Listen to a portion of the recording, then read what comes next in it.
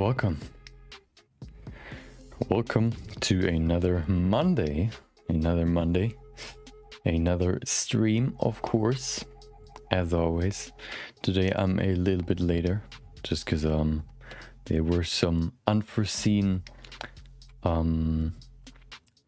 situations that occurred that made it so I was only able to start just now, so half an hour later, or maybe even 45 minutes. So yeah, that's a little bit unlucky, but whatever. So hopefully everybody had a nice weekend. My weekend was pretty chill. Worked on some stuff regarding the stream, YouTube as well, and overall just enjoying the weekend. And yeah, just ticking some boxes. I have like a list of stuff I want to do. I have like my weekend list, then I also have my weekday list, where I write down not only my basically the stuff I want to get done at some point, and yeah, I was able to tick some boxes this weekend.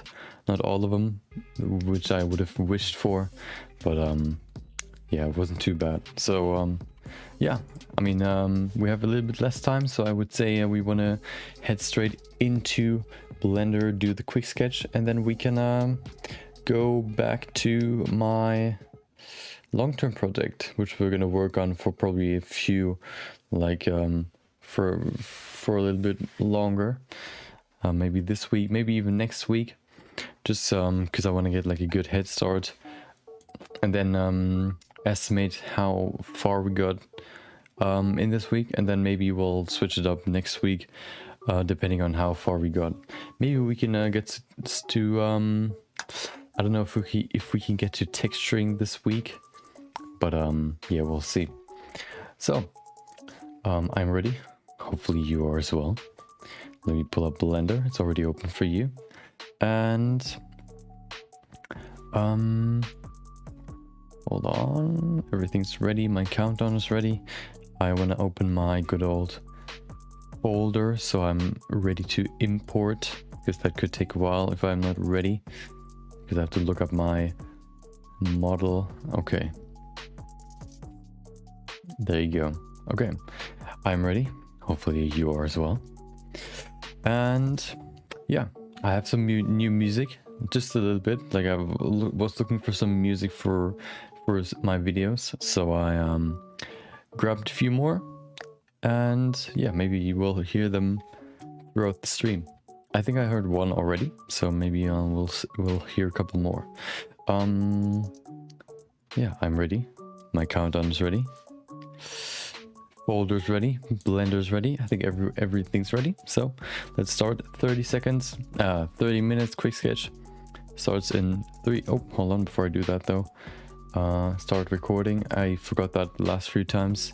If I do that, I have to download my VOD, which is kind of annoying because it takes a while. So let's just record, and I'm ready. 3, 2, 1, go. So first things first, let me pull up my good boy, my dude. There he is. There's my dude. Let me oh, not this. I want to remove the sphere, and then just remove all these things. Those are basically just for the rig itself, to indicate, or to these shapes basically tell this rig how it's supposed to look. So you can basically make an alias for the bones, so they don't just look like sticks, for example, but they actually look like something what would you call it, like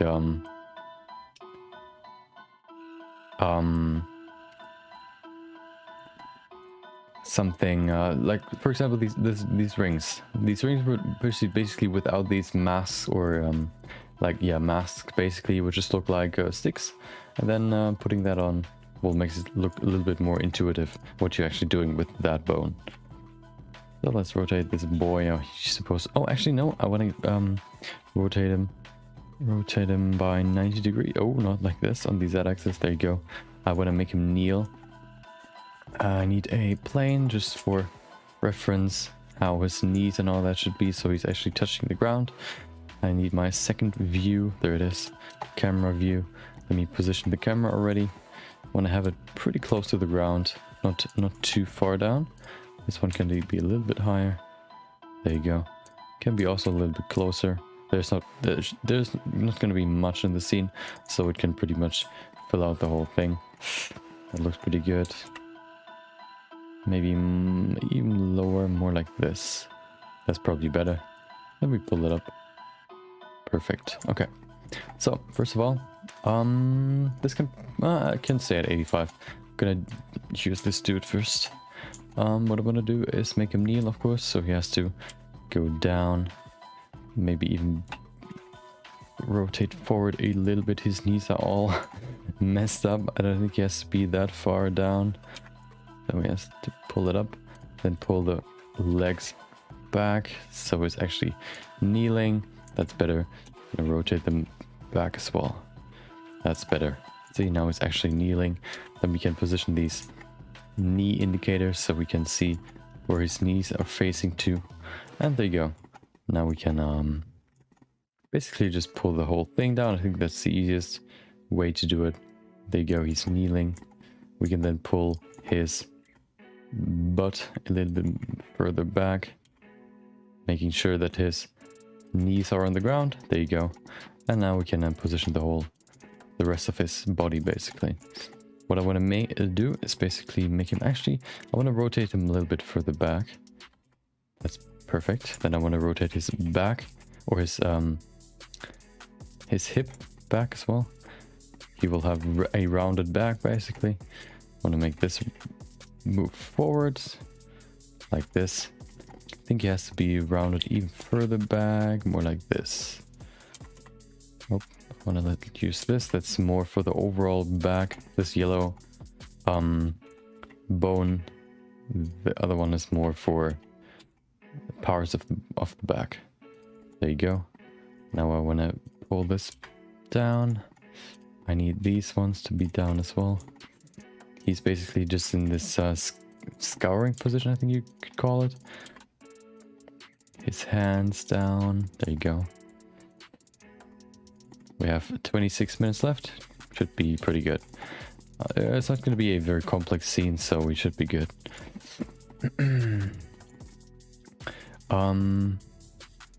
Yeah, he's probably just looking down. Oh, let's keep it in the center. Okay. I think his neck can change a little bit. He can probably be even lower, more like this. Very rounded neck. And then this can be a little bit further down. There you go. And then we need his hands. His hands will... Oh, is he floating again? Oh, he's floating again. Why? What pulled him so far up? Or is he? No, it just looked like it. He did. Okay. His hands, put them on his face. Basically holding his face. He's in pain. I'm sorry, dude. Sorry to put you in so much pain. Sometimes it has to be for a nice image. So, hopefully you can forgive me. It'll look good in the end. You'll look good, so... maybe you won't feel that way. You'll at least look good. Maybe that's the best thing you can hope for sometimes. Okay. Like this. Okay. He's just holding in his head. Like immense headache. I'm gonna put in why he has that in just a second. Maybe his fingers. Good thing is we have a nice trick just using individual origins and then selecting all these individual bones. Can rotate them all, so the fingers are... you can basically rotate multiple joints at once, especially if you have this curl motion. It's very easy to curl your fingers that way. Perfect. Do the same for this one as well. And then we are basically done. Perfect. The pinky doesn't have to... we can't see the other side, so we don't have to care about that. Do we have to move this? Probably like... that's for the knees. And we have the elbows. Put them closer. Okay, perfect. That looks pretty good. Okay, perfect. Go to this view. Okay.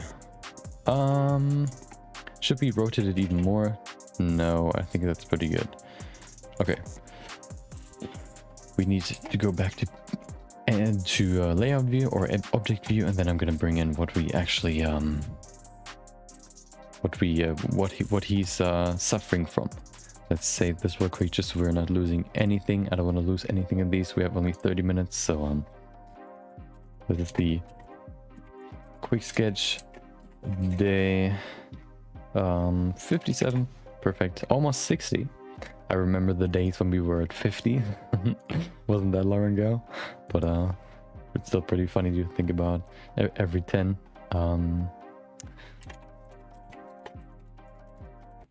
Quick sketch day 57. Okay. So, what do we want to put in there? I have a few ideas, but I think I'm gonna go with something pretty futuristic. So, let's do that.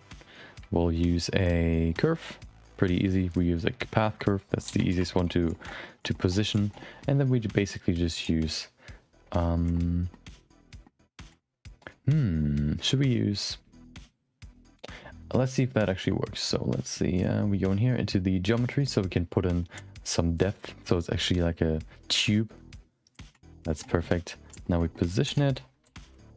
It's going in this direction, so we have to rotate it by... Actually, no, we can keep it like this. Move it over here by -2. Oh, hold on. Oh, I moved it by negative 21, I think, or 12, whatever. Okay, and now we put it on his back. It might be a little bit too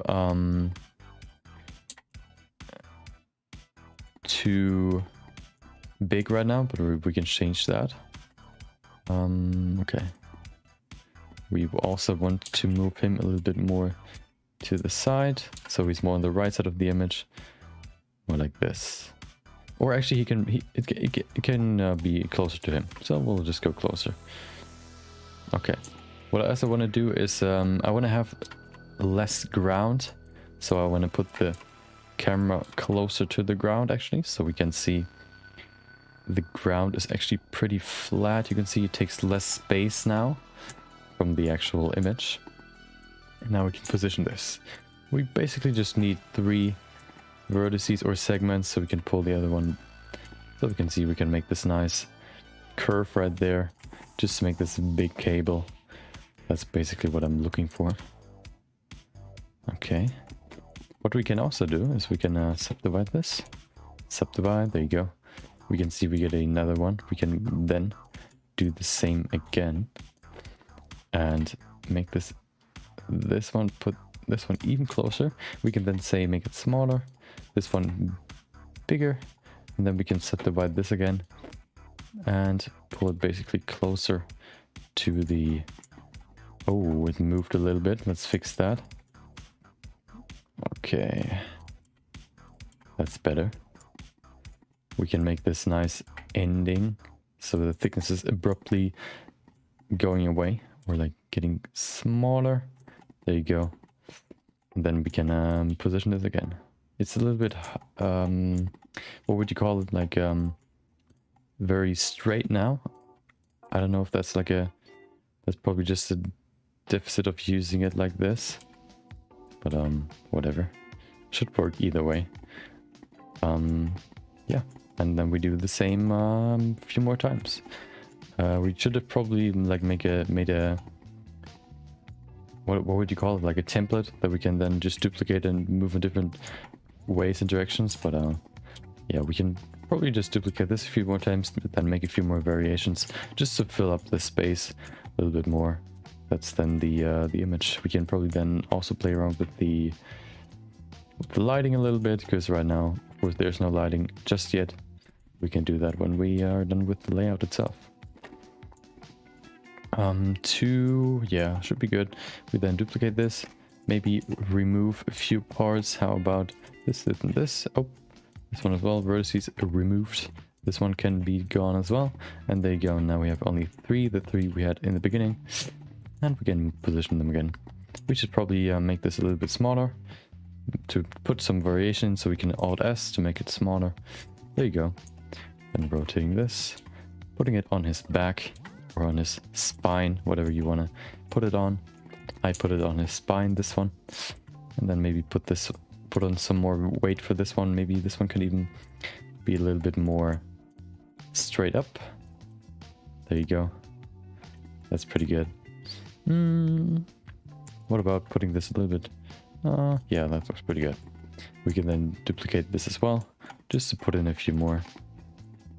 Make it look more interesting, more filled. Okay. We can move this down a little bit just so we can change up the look. Okay. Let's put in one more of these. This size basically, maybe over here. We can pull it up. So it's actually like laying on him a little bit. Making sure that it's actually inside of him. That sounds kind of weird right now, but sometimes it has to enter your body to... I don't know what I wanted to say. I have no idea. Like this. Okay, just trying to add more. Maybe even to his head. We have 17 minutes left. Should be pretty good. We could probably... let's see, we could probably duplicate this first, and then we can bring it to his head. Oh, what we could do... Oh, that's actually pretty good. We move it over, and then we make another curve. We use a circle, pull it over here, and then what we can do is go to top view. We can use this circle, make it go in here, put it to medium point, make it smaller. Then we can move it over. Move it over so the pivot point is in the middle. We then duplicate this, move it over this side. Actually, I want to have 4, not only 2. So what we have to do is basically just move everything over. That would probably be the easiest way. And then just duplicate these 2. Perfect. And now we have 4 cables that we then can apply to this Bezier curve, just using the taper object, pipette, whatever you want to call it. And there you go. Now we have 4 cables in one. If only that would have worked, because we have to... What do we have to remove? I guess offset? Nope. Hold on, what is going on? Nope, that doesn't work. Wait. That's one shape, isn't it? I'm being scammed here. We're losing time. I'm paying time for no return. Wait. Why is it not working? Oh, I guess we have to remove this then. What about now? No. Round object. Now, more like this, maybe? There you go. Haha. We don't need this. Perfect. So now we can go in here, make this very small. And now we have basically 4 cables at once. We can use this, for example, for his head. We can, let's duplicate this just so we have 1 to spare. And then we will just go in here and put this on his head, actually. Oh, no, I just want to grab this. There you go, make it even smaller. We should maybe make all of them smaller. There you go. And we can also do one more thing that'll not be just making it, scaling it down. It'll be something even more drastic, which will improve this look even more. We'll do that in a second. Just trying to position this a little bit better. There you go. Okay, then what we can do is go in here and first of all rotate this. Oh, rotate it. There you go. Now we can see the cable gets rotated, gives it a little bit more character. Just looks a little bit better. There you go. We can probably not see it that well, but it should work.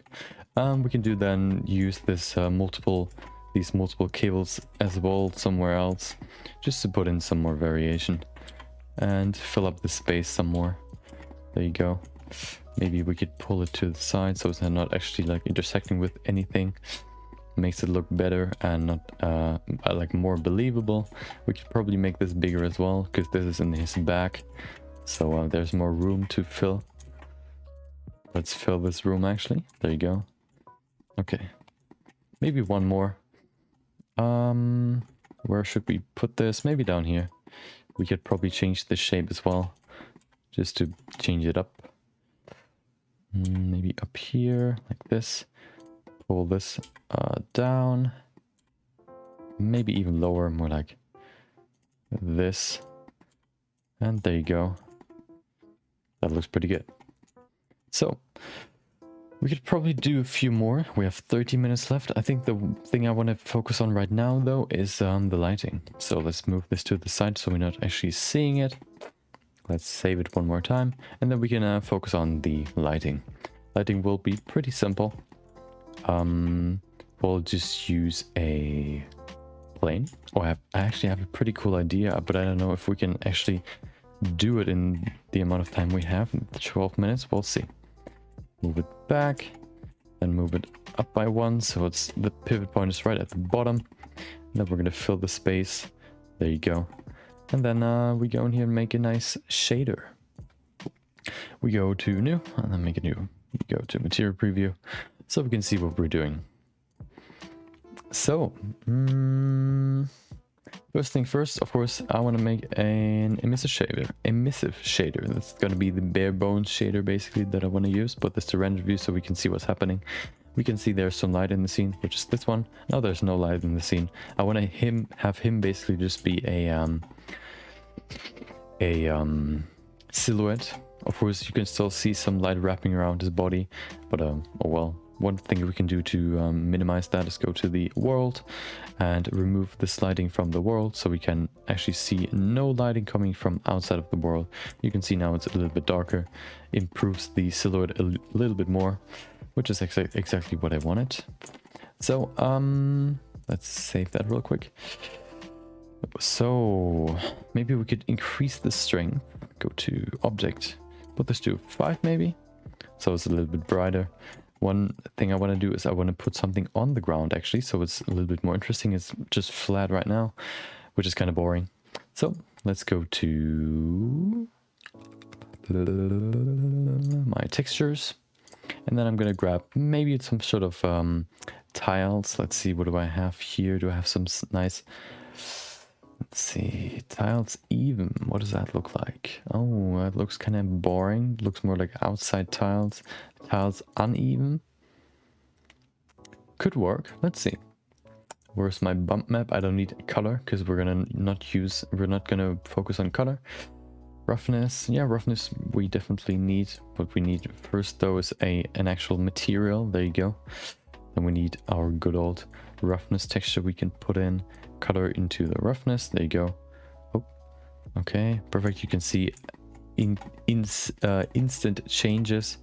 We can't see them in here because it's just white and reflections aren't that visible in the material preview.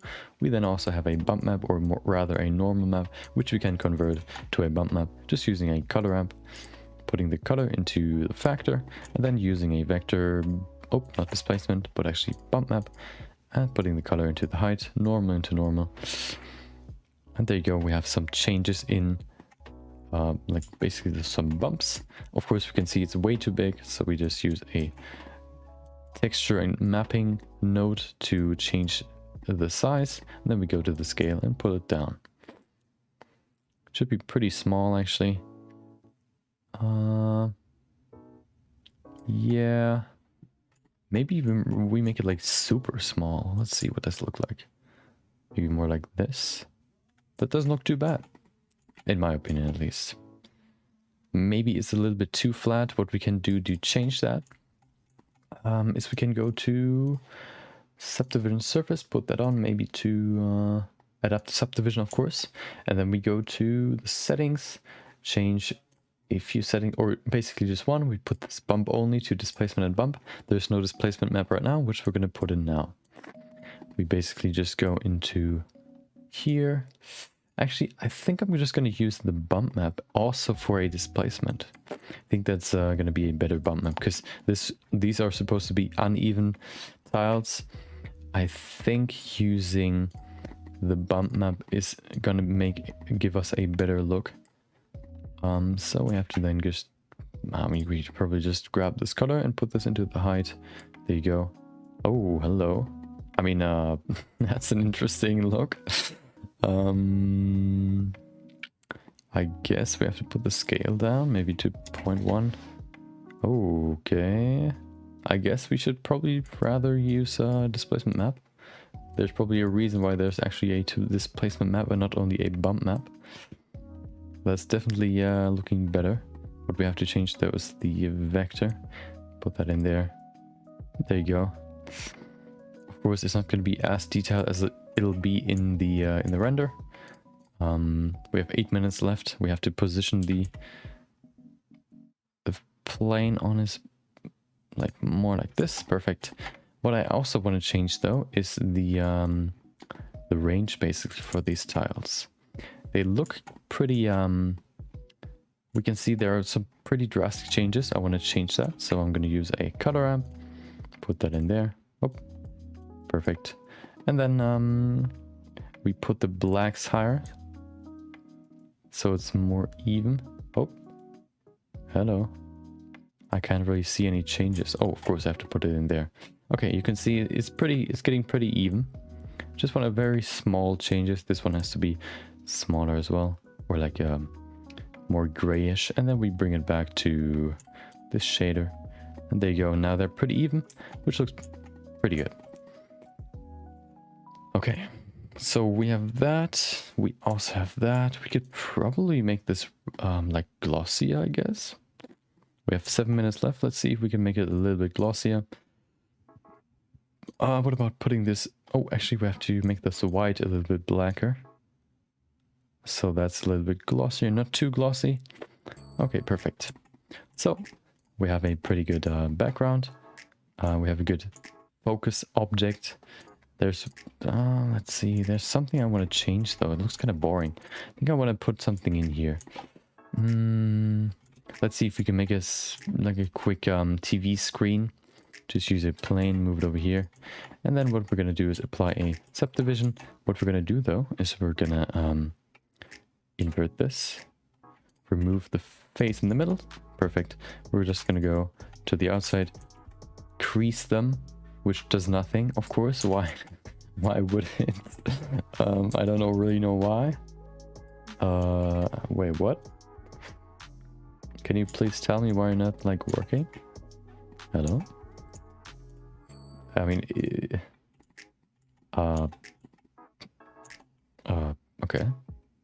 What about doing this? Okay. Wait, what? Hold on. This just does nothing. Whatever. Wait, what? Hold on, let me just do that again. Actually, what we can do is we just go in here. Let's see if that works. Where's my texture? There it is. I want to use a... We have 5 minutes left. Let's see if we can make a quick TV screen shader. Put that to 0. There you go. Use a color ramp. Oh, nope. Converter, color ramp. Put that in there. Invert it. There you go. Put this higher. We could probably use constant. There you go. Refill it up. More like this. What we also do is actually, should we use constant? Maybe ease could work as well. If we make it more like this and then pull it up, so we have some more rounding as well, like some because the old screens are more rounded, the glass. That's what I want to kind of achieve here. We use mapping to make it a little bit wider, so we have some nice TV screens more like this. That's probably too wide. They also look more round, of course, than actually let's see. No, that's not gonna work. That is kind of annoying. Let's see. That will not work, I think.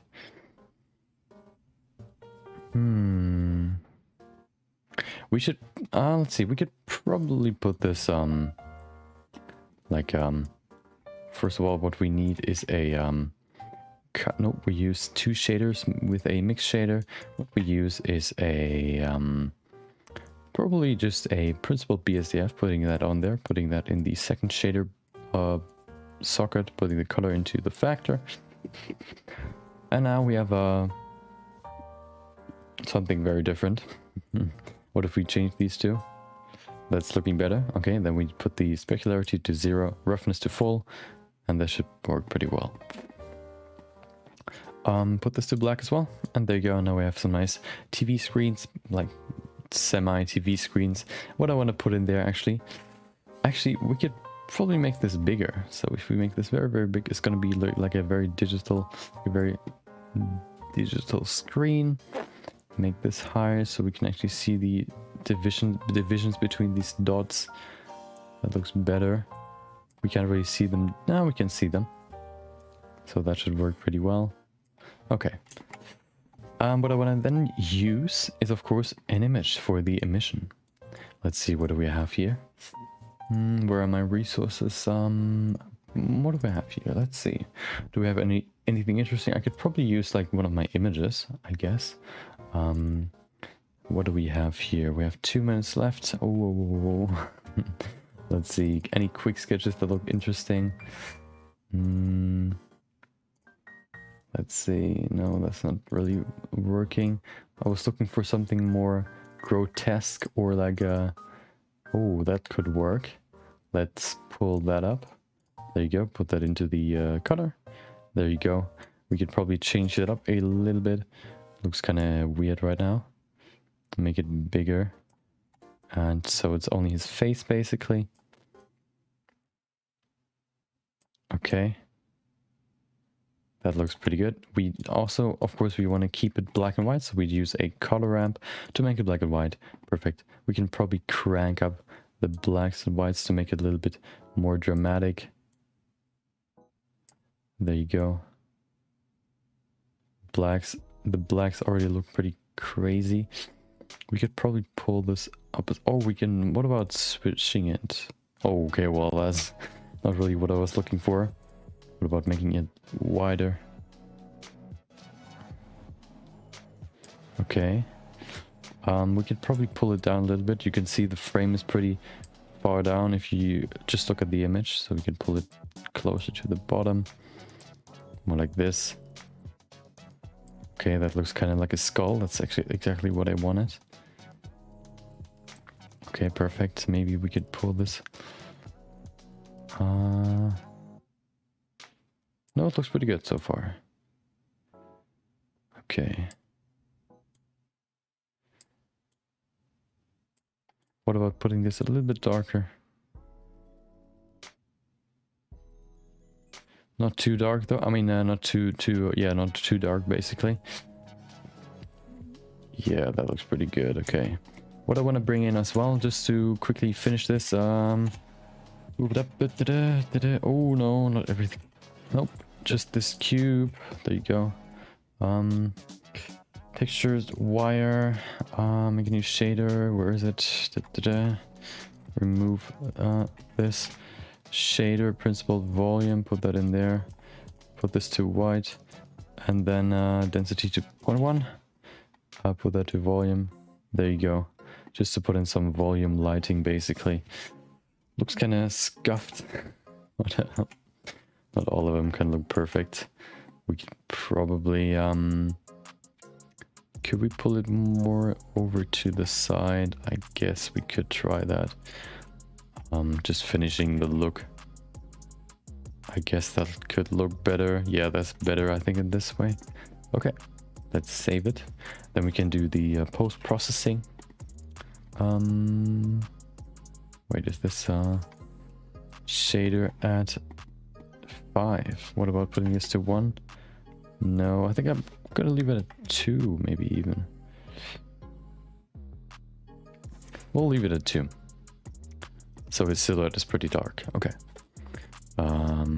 And we can basically play around with the image some more in Photoshop. If we crank it up very high in the beginning, there's like not much room to play around with because the whites are already capped. Basically, if we then crank up the whites even more, it could lead to some pretty crazy detail loss.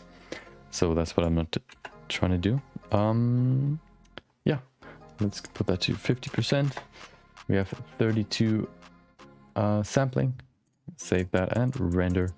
We switch, of course, to the rendered view. There you go. Put that to render result, and then we're just waiting. Shouldn't take too long, hopefully. Of course, with the what was it? Adaptive sampling. No, adaptive subdivision. Problem is, the closer the camera is to this floor, the more geometry there's gonna be, and of course, the more geometry there is, the more has to be rendered, basically, which will take longer. So let's see how long it's actually gonna take. It doesn't seem. It seemed more like it's gonna. It was like you're loading all the assets, and now it's actually starting. Shouldn't take too long. We can see some nice, like, the silhouette looks pretty good. His arms look kind of more like sticks. I think that's because of how I was positioning his hands, because they were just offset a little bit. It looks like it's just one big hand. Maybe we can fix it a little bit more in the end. Okay, now we have everything done. You can see it a little bit, not too much. So we have our image. We can then probably use glare. Let's see if glare helps us. A little bit maybe. Put this to 0.1. Yeah, a little bit. I think we can keep it probably. Yeah. I'm not quite sure because it adds more white to the screen, which will remove some detail. So I think I'm not going to add glare actually. So let's save this once more. We'll do the final render. Put this to ×4. Oh, hold on. No, that was at 32 ×4. I typed in +4. Put this to 100%. There you go. We're gonna render this. While this is rendering, I can probably like talk a little bit more what we're gonna do, but what we're gonna do today. Pretty simple, but we basically just we're gonna work some more on my MSI Creator Award submission, which is basically a competition between artists, basically hosted by MSI, where you can submit a piece revolving around the theme aesthetics meets technology, meaning yeah, basically technology meets aesthetics, or aesthetics meets technology. My idea was basically to recreate one of the old sculptures that you know of from museums. Basically, I chose the sculpture of what's her name? Oh, I forgot. Excuse me, I forgot her name. The goddess of love, basically, goddess of love. She, the sculpture of her is very, very well known, and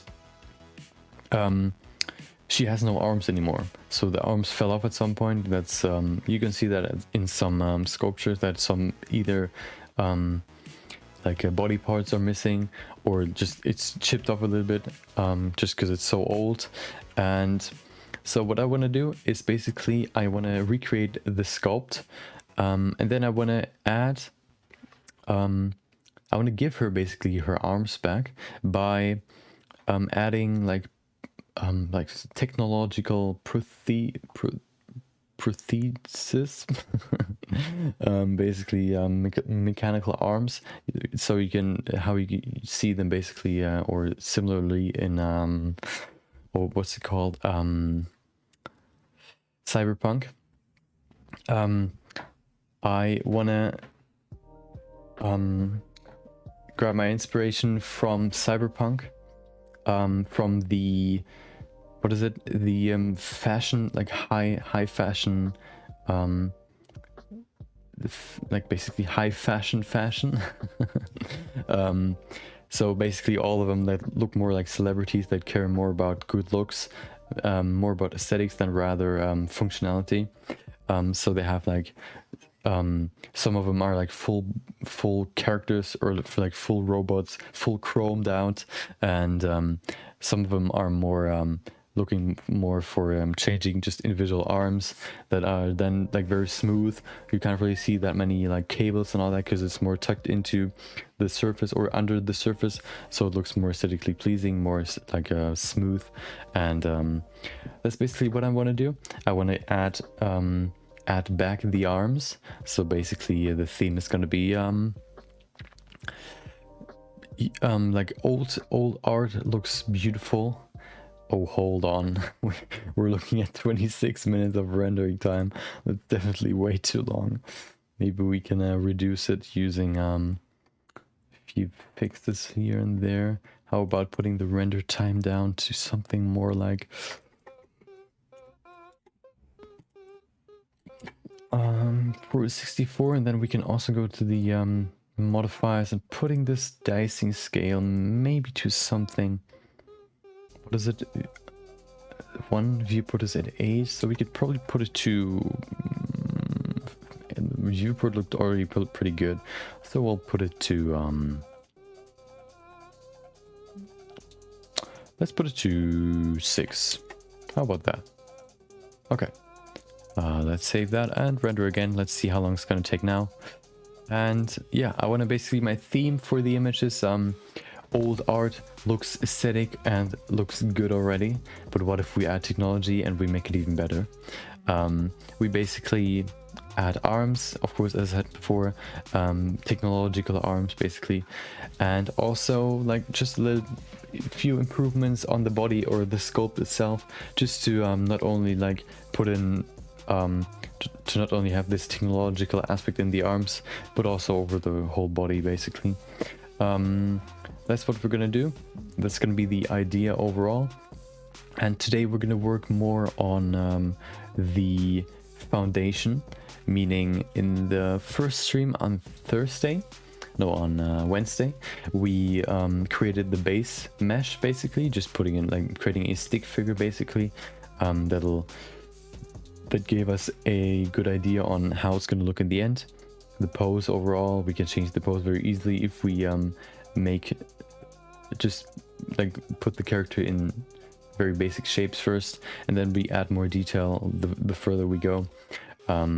So we created the base mesh first on Wednesday, and then on Thursday we went ahead and added some more detail. Like we basically maybe not finished, but went pretty far on her face. I tried to kind of hit her likeness. That's also one aspect that is new to me in this piece, is basically that I basically practiced likeness sculpting 2 weeks ago, and I think I learned like a lot, and it got definitely way better than it was before. And now I'm not only basically doing a likeness sculpt of the face, but I'm actually doing a likeness sculpt of a whole body. So it'll be like a whole nother level of likeness sculpting, which will be very interesting if I can actually like hit a good likeness, because that's the whole essence of the piece, that you can see, oh, that's the old sculpt, but it got improved by adding stuff like some sort of like technological stuff.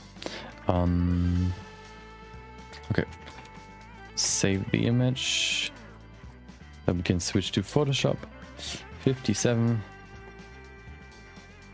Okay. Perfect. So let's switch to Photoshop when I imported my image, and then we can finish the look. Then I'm gonna upload it. Of course, you can see the good old March compilation. Soon there's gonna be a second compilation, so the first one will not loop. Let me switch to Photoshop. There you go. Perfect. And now we're gonna change the look a little bit more, because it looks kind of boring right now. Just adding stuff like a color lookup, for example. Putting a color lookup on there will really help. What I usually use for these black and white images is film stock, because it really bumps up the contrast, so you can see the silhouette very, very well. You can see the image is kind of like fading. Maybe we could bring it back with a contrast. It definitely gets better. I think you can see it better if you're further away. If you're really close, it is very big. You can't really see it that well. But I think that's isn't too bad. Of course, it's supposed to be a faint image in the background. You should focus more on like a character. Yeah, we can't really change that much because it's a pretty simple image. Maybe we can go into the lighting a little bit more, bump up the whites, just so we can crank up the lighting of the background a little bit more, so we can really increase the contrast between the background and the foreground. Looks pretty good. Yeah, I think we're pretty good here. I think that looks like a pretty good image. Nothing much I could probably change, so I'll just leave it like this. We'll save this PSD so I can apply the same filters to the 19 by 20. Wait, 19 by 20 or 21? Is it what? 20, yeah, 19 by 21 and 21 by 19 frames or resolutions as well. Saving that PSD and then exporting it as a JPEG once it's saved. And then we're basically done with the quick sketch. Took roughly like 40 to 50 minutes. Then we can finally go to the actual today's topic.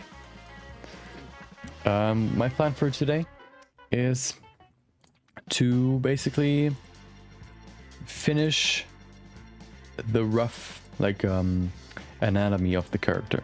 So I want to basically focus now on like the last stream I focused more on the body, so the hips all the way up to the shoulders and the face. So now I want to focus on the arms and also the hands, of course, and then the legs as well. You can't really see the legs, but you can see the feet, so at least we have to do one foot. The right foot you can see she has like this towel or like this fabric that she's like wearing over her hips, which we're gonna bring in as well. It'll be interesting to sculpt fabric. I've never done that before, so that'll be very interesting. And then yeah, once we have basically all the basic geometry set, we will go a little bit deeper. We're gonna add more detail. We then, I think we're gonna finish the sculpt first, and then we will add the mechanical arms later. I think that's easier. So we have one thing done already, and then we're gonna add like the rest of the model, the arms, and maybe some changes to the overall sculpt, some mechanical parts. I don't know, in her face or something, and then once we have that, we go to the, what is it called? The dude, this music is so loud. The retopology. So making sure everything has a good topology so we can texture it. Then once we have that, we can unwrap it. So we prepare it for texturing, and then we're gonna texture it. Maybe we use we probably make a mix between what is called procedural textures and just usual, like maybe even painted textures. We'll see. And then yeah, we're gonna finish the image basically, and that's basically it. Of course, we have to look for lighting, good lighting, and a good camera shot. Maybe even a few more, like multiple. And then we're just trying to make it look as good as possible. That's basically my goal. Just trying to make it look as good as possible. Seeing how far I can push it. The image is fertig. Is ready. So let me just import it to my phone. I'm gonna upload it to my phone. Upload it to the various social media platforms, Instagram, Twitter, and Facebook. And then while that's going, you can see the month 1 compilation. It's rather month 2, but I haven't done any compilation for the first month. So the next month will be the second compilation. Yeah, Let me go to my folder so I can put it in my phone. Okay, hold on. I lowered the volume in OBS, but it's kind of loud for me as well. Oh, the song is almost over, so it's probably going to be a little bit quieter now. Let's see. Yeah, it's a little bit quieter. I kind of want to make it lower either way, so let's put it to 42 and then make it a little bit louder for you. That's better. Okay, perfect. Yeah, that's pretty good. So, let's import it into my phone. Technology these days, what you can do with it. Crazy, importing images to your phone. Okay, perfect. So what I was kind of looking for, or what I'm kind of looking for with these black and white images, is a clear like silhouette of what's happening. There was a really good image that there was one image that did really well, not only on TikTok, but also on, was it TikTok? I think so. Not only on TikTok, but also on, basically, no, two images. One did pretty good on Instagram as a reel, and one did pretty good as a, what was it? Oh, a YouTube video that came out, I think yesterday or 2 days ago, where you have really clear, like you have a very bright background, and then you have like really clear silhouettes of the characters, which I think is very, which makes just so much more like easily digestible, and you can really see very easily what's actually happening, which yeah, just makes it easier to I don't know, enjoy the image, if you want to call it that. Having good silhouettes makes it just so much easier to really like digest the image, if you want to call it that. I don't want to like waste too much time like explaining it. I would say enjoy the compilation. It shouldn't take too long, maybe like 1 or 2 minutes. Then I'm back. We're gonna go to, let me just open up real quick what we're gonna work on today, of course. Maybe if you haven't seen it before, open recent quick sketch. No, not quick sketch. Where is it? There it is. MSI Creator Award submission. There you go. That's the last, that was the last, basically, that's where we left off. So we're gonna now work on, maybe we can, no, so I'm already thinking I want to put in some more detail in here. Of course, it's not finished, but what I really want to do is finish all the limbs or the whole body first before I put in some more work on the overall look, because right now you can't really see that well how everything's gonna look in the end. So working on everything at once is easier to then have a good image, rather than just working on this, detailing this out really like intensely, and then going to the legs next. It's just easier to see the whole picture if you're actually working on everything at once. So I'm ready. Let's start. Let's queue up the compilation. While that's running, I upload my image. Wait, let me, yeah, it should be done. Okay, so hopefully enjoy the you enjoy the compilation. I'll see you in like 1 or 2 minutes. So enjoy.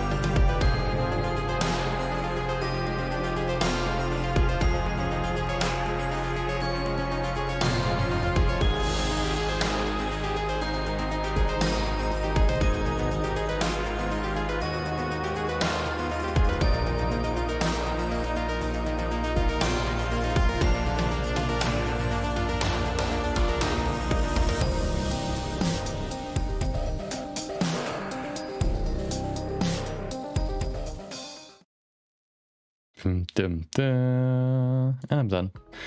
Perfect. Upload is done. Everything's uploaded. The first part is done. So let's go over to the second part. It's already open. You can see it. I need my graphics tablet. Of course, someone put a comment in under the last stream. I think it was called 9 words. That was the username. He said it must be hard to, or it must have taken a long time to recognize, or not recognize, to remember or to learn all these all this stuff. Basically referring to the anatomy, basically.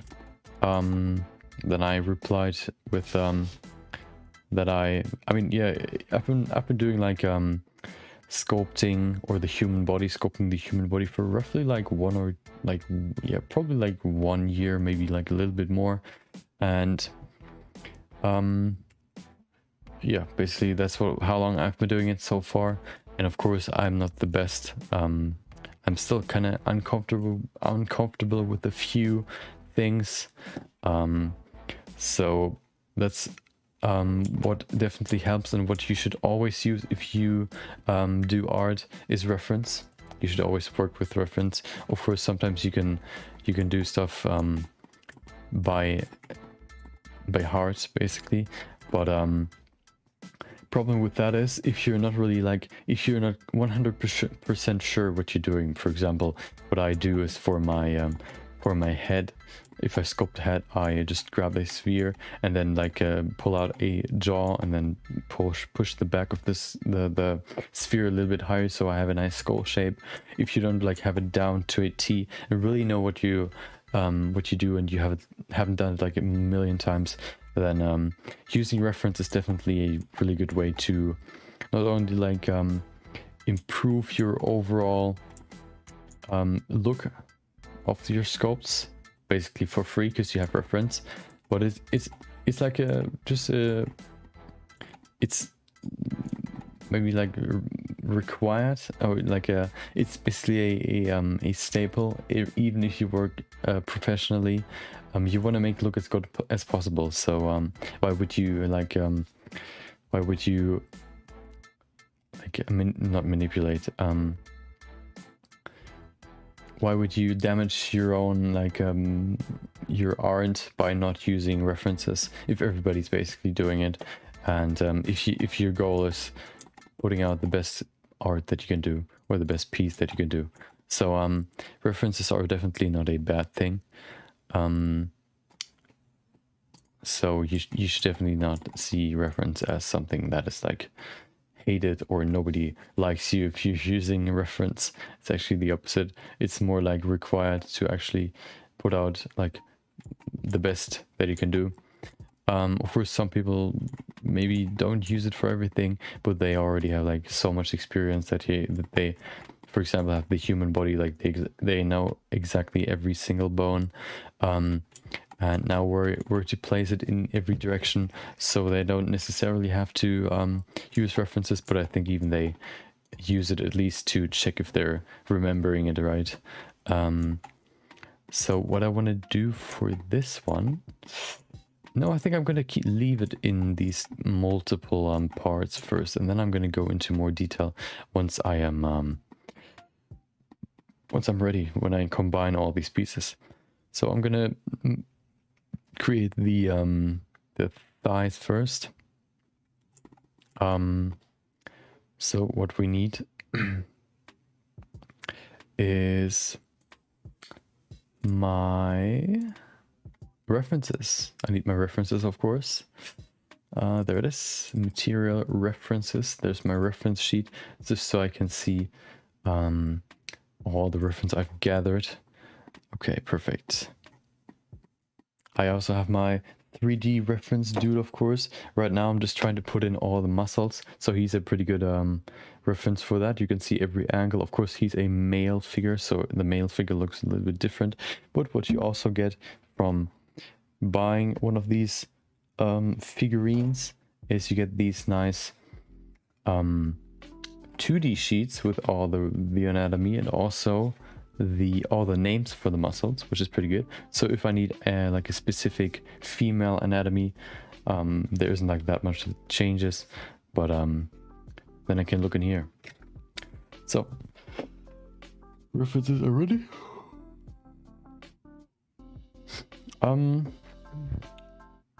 Yeah, let's go into sculpting.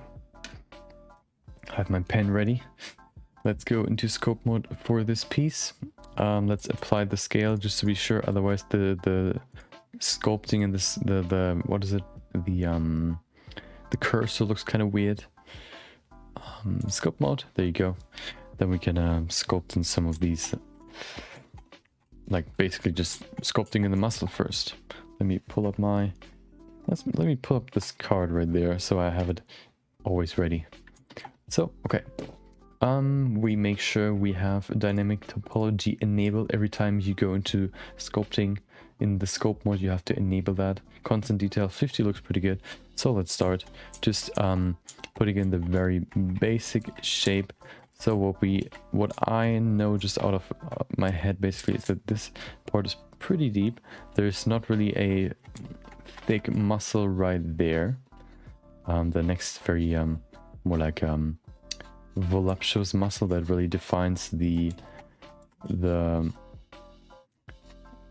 volume of the leg is more on the outside. That starts more over here. So it goes from all the way, it's pretty big, it goes from all the way down there, all the way to the inside, and ends roughly over here. So it has this nice S shape, goes all the way, not only to the side, but all the way to the, like, yeah, basically to the side. And this is also what defines the width of the hip. You have the first part of the hip, which is actually like the bones and all that you can see up here.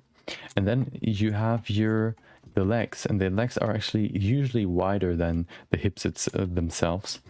Of course, if you, for example, for this sculpt, the right leg isn't as wide because you have it in a very stretched pose, which makes the muscles more stretched, which also means that they're not as like voluptuous. But we can see, just putting that on there, you can see it starts roughly from there and then goes all the way. Let me just see. We also have the dude right there. I can show you with him how it's gonna look. Hold on. Okay, so we can see it starts from over here, from the hip, and then goes all the way. Hold on, I have to cover his intimate spot. Goes all the way from the side, and you can see that's the widest spot of the hip, right there, and then goes all the way down to the knee, and then goes like basically to the lower part, connects to the muscle at the bottom, and then ends basically. So we have to pull this a little bit higher. Of course, it looks pretty disconnected because, of course, the pieces are disconnected. We're going to connect them in the end. Right now, we're more focusing about putting in the general anatomy, and then we can go into more detail. So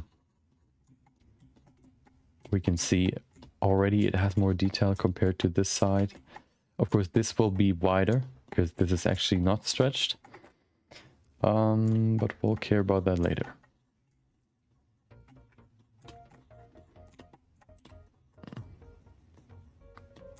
Okay, so now we have in the center, it's pretty deep, and then what we have here are basically muscles, a second level of muscle, or like muscles that go underneath the first layer, this big muscle, and also we have muscles at the back. We can see right here it's a little bit further in, so we can see it connects to the hip basically right there. It's a little bit more creased like that, and then you have a muscle that basically goes from the center right there, and then you have one that goes to this side, and you have one that goes to the other side. in the center is pretty empty. There's one right there, but let me see the other side just to make sure. It's not really. It's basically the thigh. No, what is it? Hold on. I'm always like I always forget which one's the thigh and which one's the other one. Let me just quickly pull it up. The more I Google it, the more I'll remember it.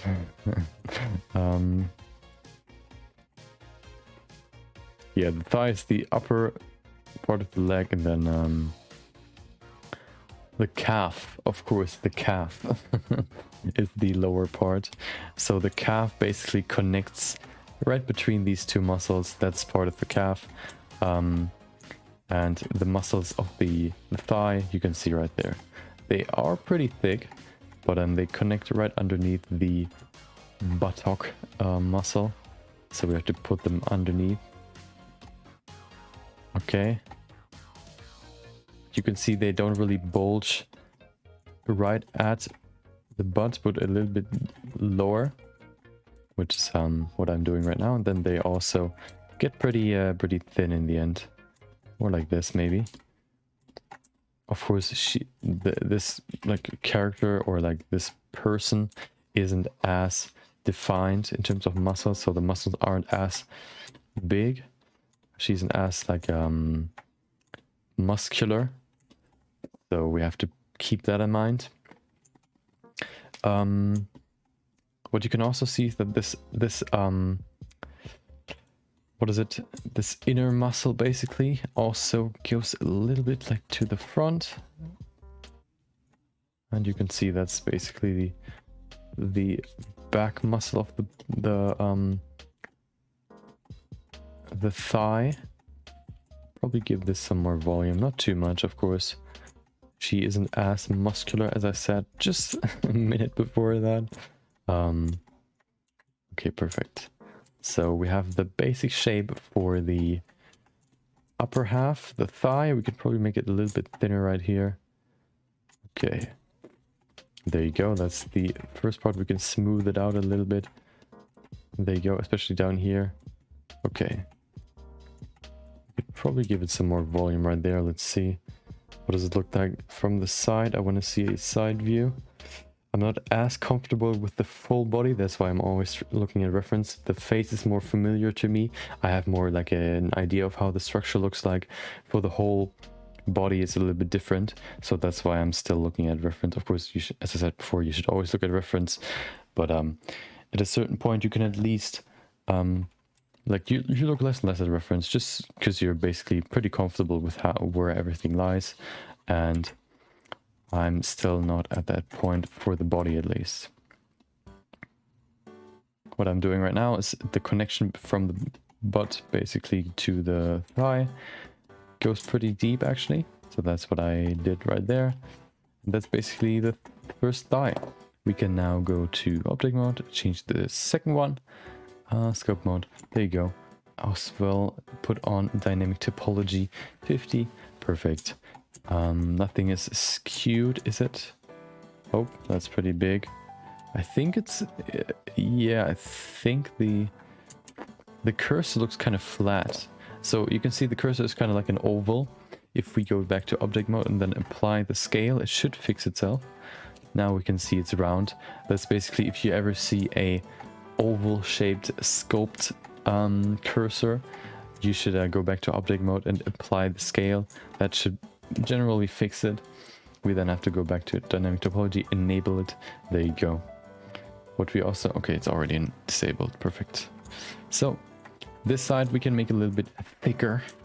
Of course, she's the goddess of, what was it, lust and love and frutility, so she's actually pretty thick.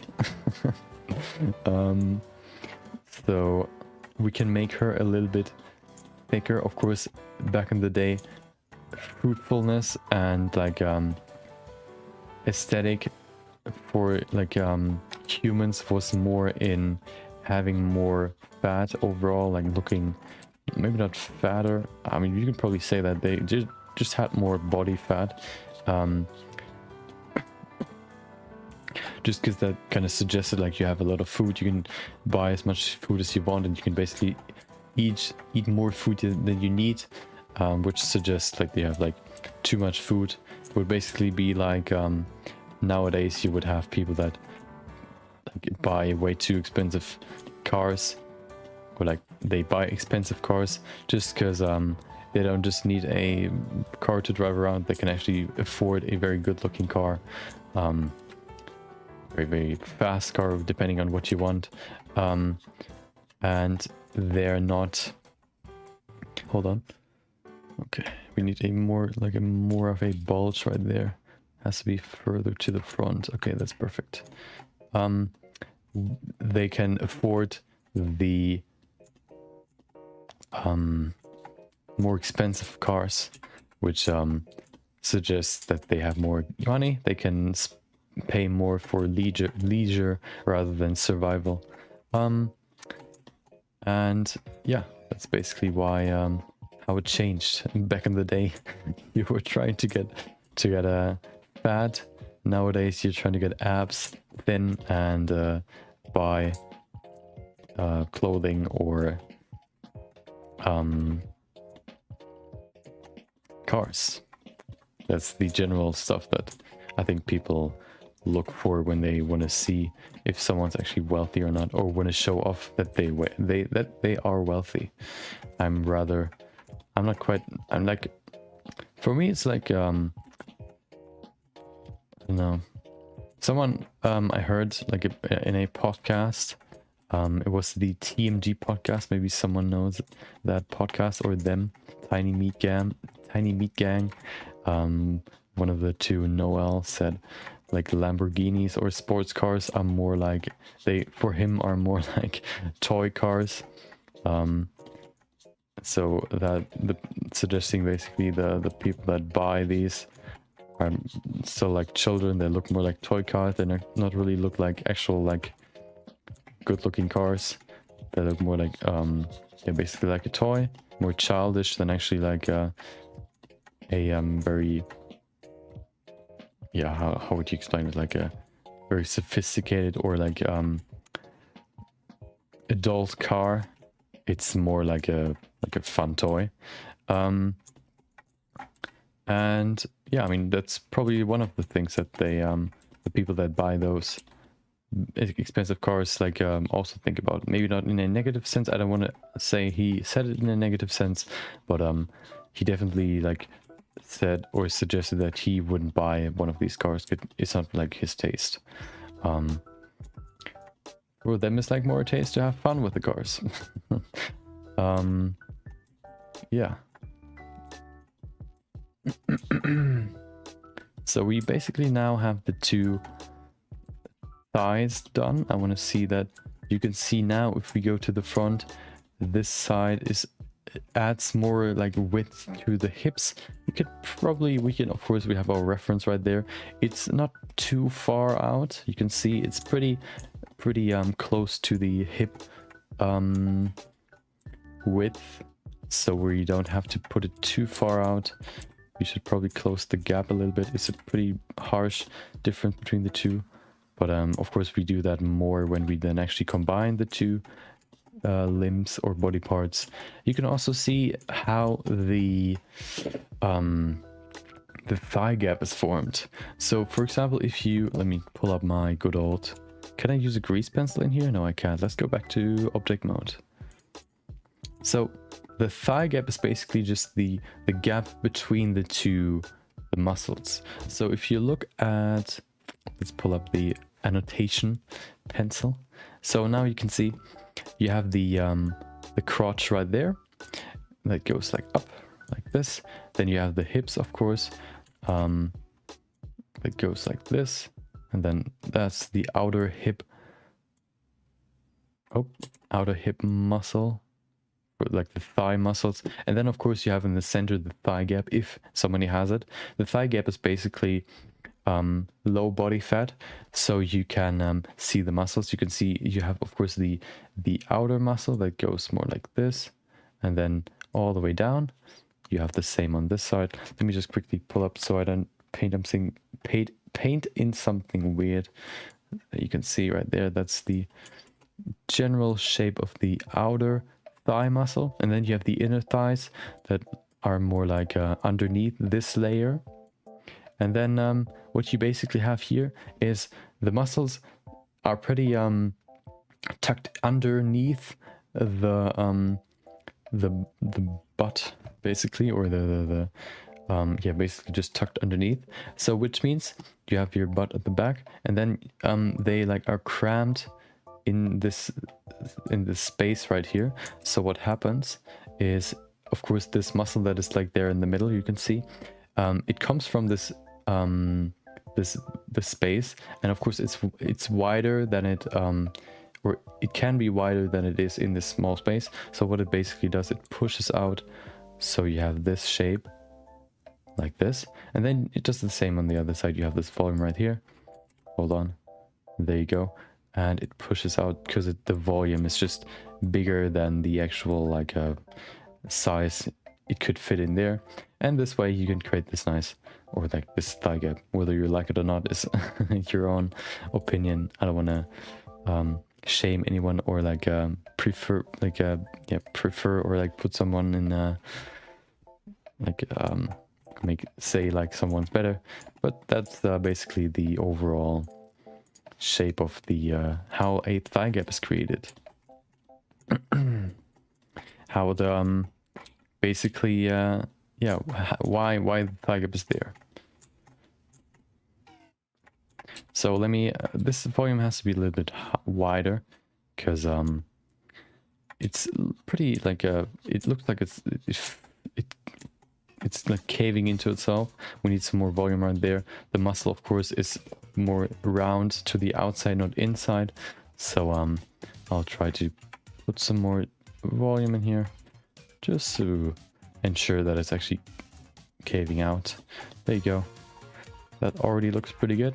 Let's move on to the thighs. I mean the calves first. Then we do the kneecaps. I think the kneecaps really depend on the look of the overall leg. Let me just quickly... Oh, hold on. I can't grab it. Why not? Oh, I'm in the wrong... Oh, we could probably detail the leg a little bit more down here. Oh, we're in the wrong leg. So let's switch back to object mode. Select this one. Sculpt mode. There you go. And now we can just put in like this calf muscle that ends right there. It basically goes, and then underneath the thigh muscle connects to the bone, so you can actually pull up your thigh in the end. Yeah, I mean, we could probably keep it like this, make it very smooth. Of course, she has a very like there's more fat than actually like muscle volume, which we have to keep in mind for the overall look. The muscles of the like I think it's like called, what is it, like a quadriceps. No, that's I think for the front. The back muscles are like the thickest right there, right underneath the butt basically, and then they also get a little bit less voluptuous in the end, so that looks pretty good. Of course, we can still work on this some more, but what I'm looking for more right now is an overall look, so I can estimate where I should put in some more changes. So we'll just work on the thighs next, and then once we have all the stuff done, which will probably be then the end of this stream, we'll see. We can then go into more detail, maybe combine the whole thing so we can actually like fix the transitions. But I don't want to get ahead of myself. First, we have to actually finish the overall anatomy. Put in the... Oh, you can see right there what happens if you don't have applied... If you haven't applied the scale, the cursor gets all like screwed up. Very easy to fix that. Just going into object mode, selecting what you want to fix. Control A, and then apply the scale. There you go. Switching back to sculpt mode. You should see the cursor is round. We of course need dynamic topology, and we enable it. Okay.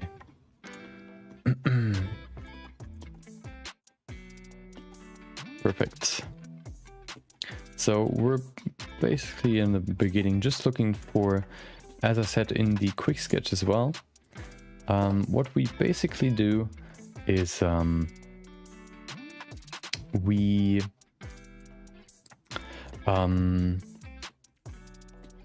we're just trying to fix or to create the silhouette first. So we are not really focusing on the overall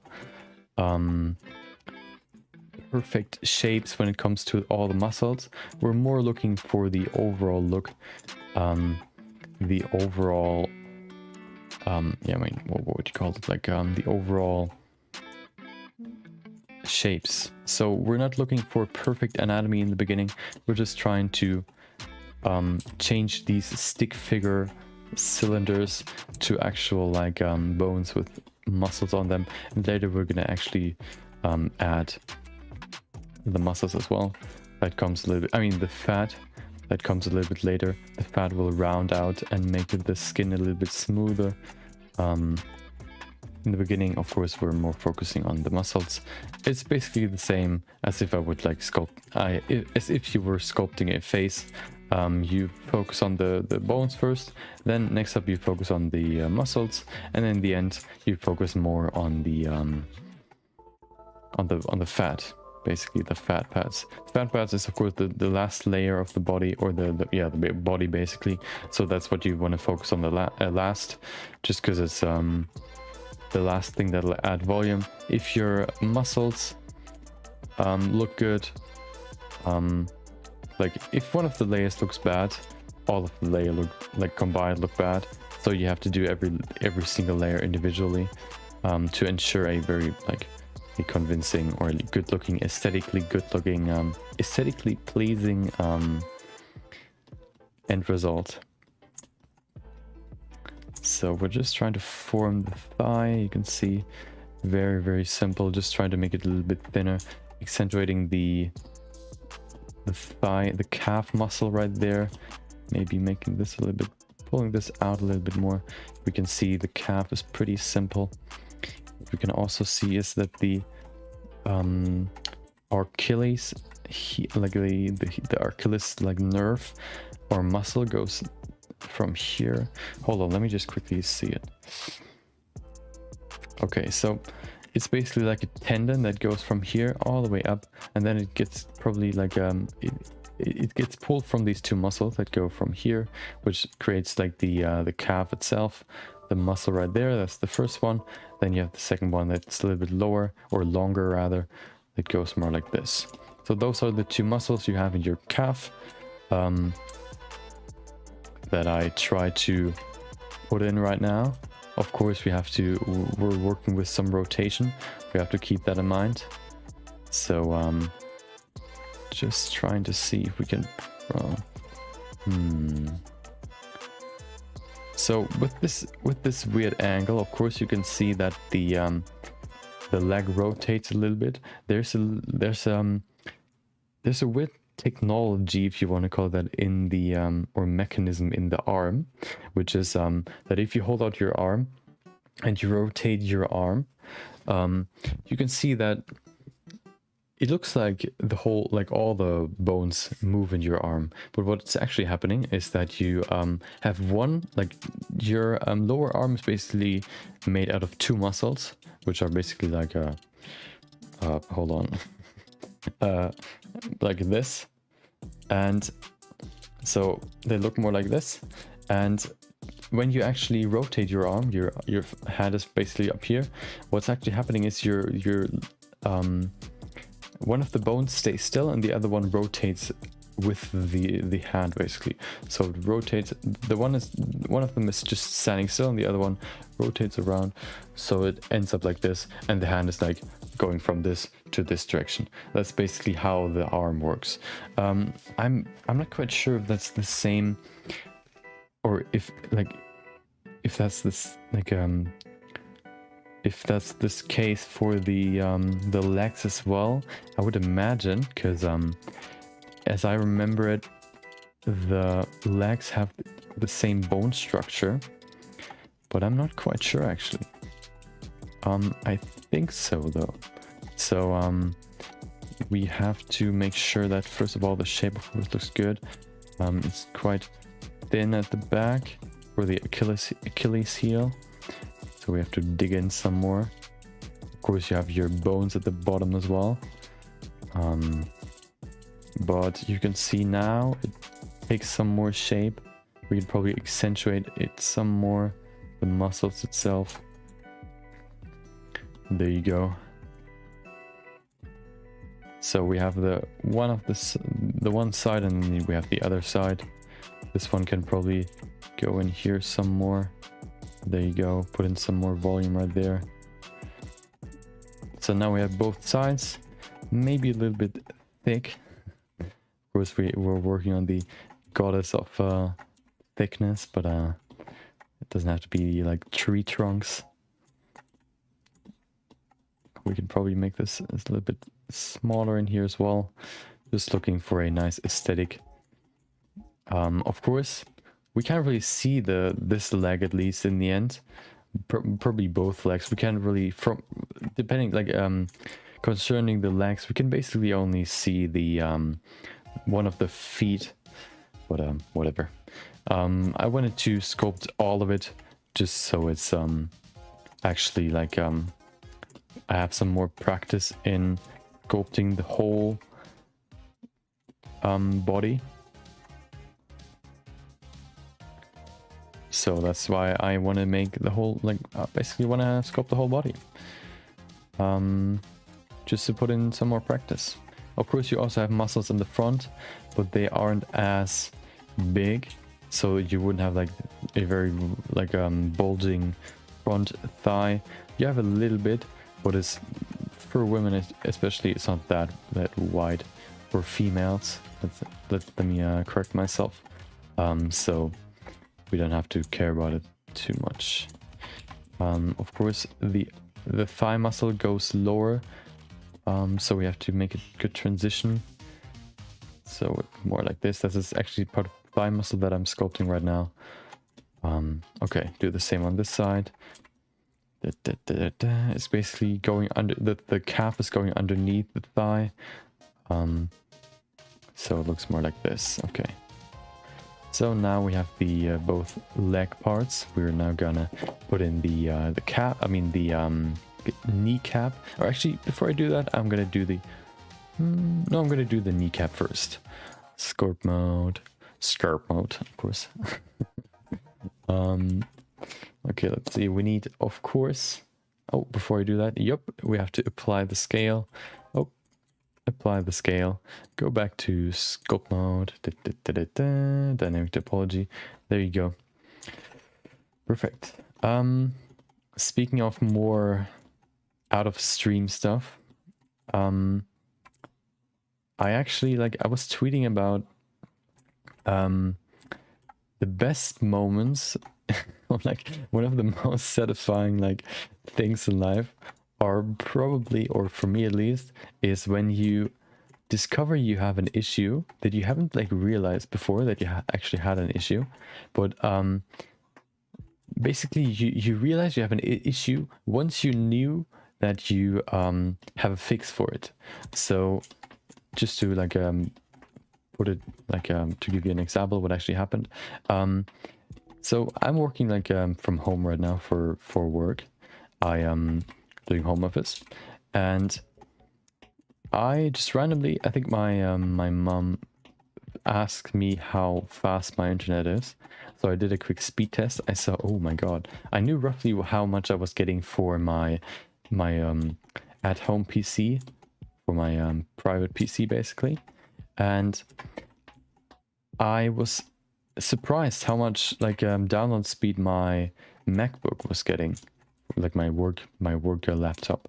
And I was surprised because it, like, I knew how much I was getting for the, like, on my private PC, and it was like so much higher. It was like for the private PC, if I do a speed test, I got like 16 down, but we get like the ISP, like we ordered 100 down, so I basically just got 16.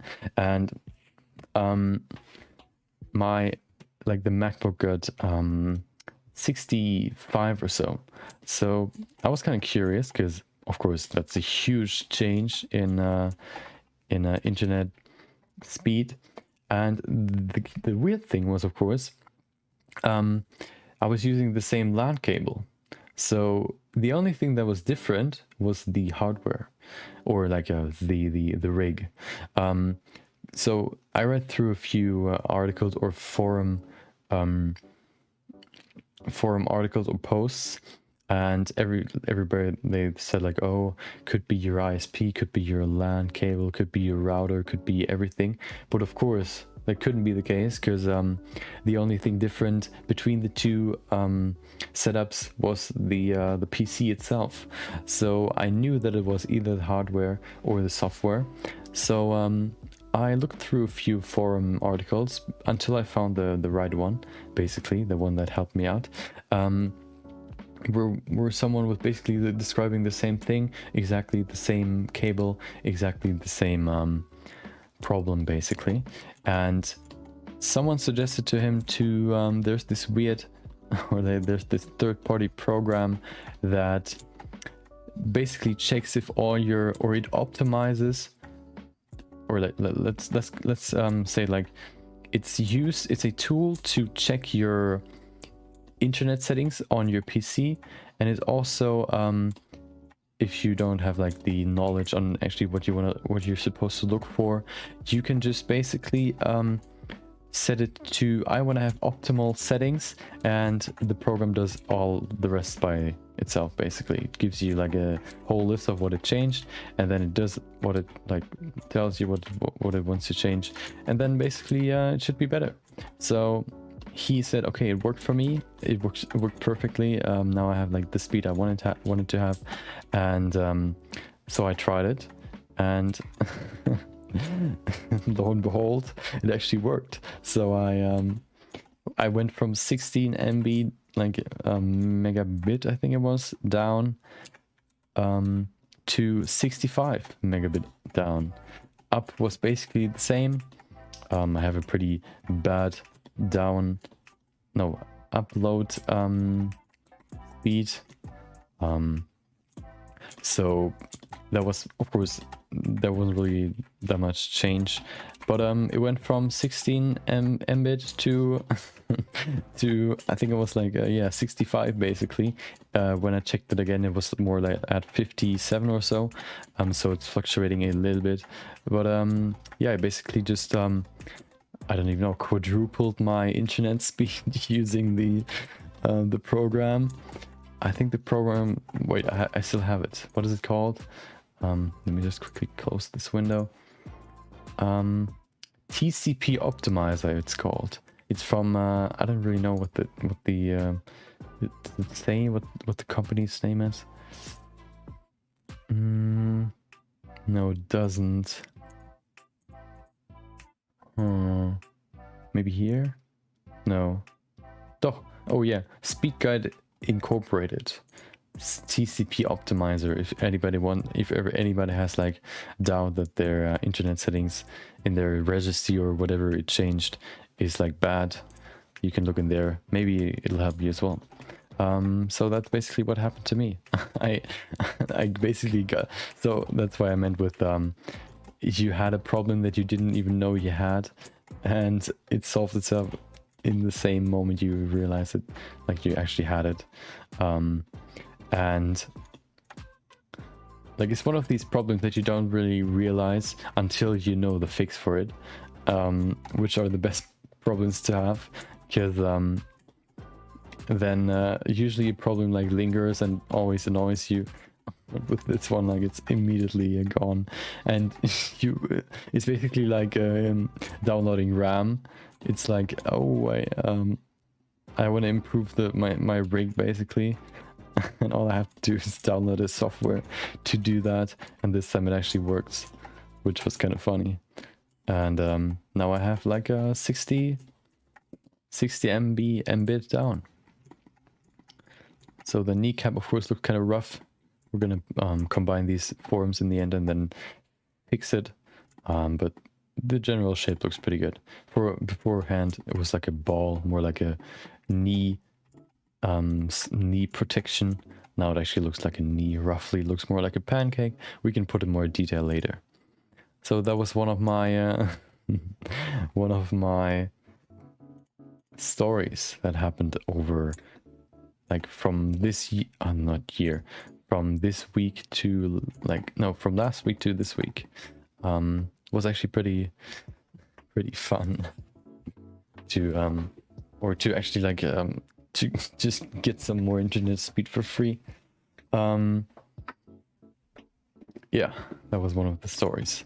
We can see now, if we just look at it, the before and after. Of course, I don't have like a before and after right now, but we can just see the form just looks so much better. We could probably make the leg a little bit thicker. You can see, I think it looks a little bit thicker over here as well. We're gonna look at it later. Of course, we're gonna put in the cloth over it anyway. So let's see if we actually change it. Let's do the other side first, and then we can still, of course, we then probably do the feet, and then we'll see how far we get. The feet, of course, are more complex, so we probably have to put in some more time into them. I think I've only like done like 1 or 2 feet so far. I've always avoided them. So it'll be interesting to learn them as well, because at some point you have to learn it, and the earlier the better.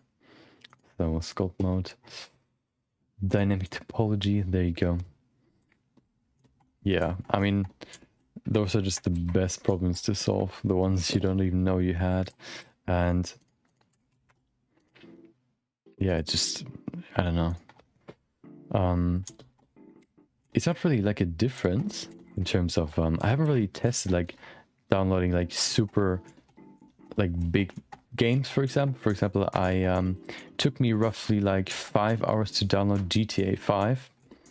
I'm kind of curious how long it's going to take now, or like a World of Warcraft. Call of Duty, for example, also took a pretty long time. I think also like 5 hours. I'm kind of curious how long it's going to take now. Yeah. It'll be interesting the day when I remember, like, now it's like, oh, back in the day you had to dial in into the internet. You had this weird router that like was beeping and like rattling until you like actually were in the internet, like after like 30 minutes or whatever, like a minute. And now the stories that the kids will hear like in a few years will be, oh, back in the day when it took like 5 hours to download a game. I don't even think that we will necessarily have our games or whatever digital products like on a disk drive anymore, or like even on a drive. I think the future is more in cloud-based solutions, because just so much easier. It's just so much more convenient. So for example, if Google Stadia actually worked, if they did like if they were like the biggest fail in a long time, in terms of gaming, they would have probably changed a few things in terms of like how people game or like play video games. So the concept sounded pretty cool. For example, one of the concept was that you could, of course, if it's cloud-based, you don't have to download anything. You basically just have to say, okay, I want to start this game, and then you're in the game basically. So what you then could do is you could advertise a game on a YouTube live stream, for example, and if somebody wants to play the same game or wants to even join you, they could just say, okay. They could even play it in a browser, of course, because you don't need like hardware. You just play it on your browser, and yeah, you're all set. You don't need like better PCs. Everybody can basically play it, even on your laptop. You can have the best graphics because you're not actually providing the hardware to actually render all that stuff or calculate all that stuff. So the concept was basically someone was playing a game, I don't know, Call of Duty on a YouTube live stream, and so he said like, oh dude, let's go into the next round. I'm gonna do a new I'm gonna do a viewer squad stream, or like a viewer squad round, and then you can just say okay.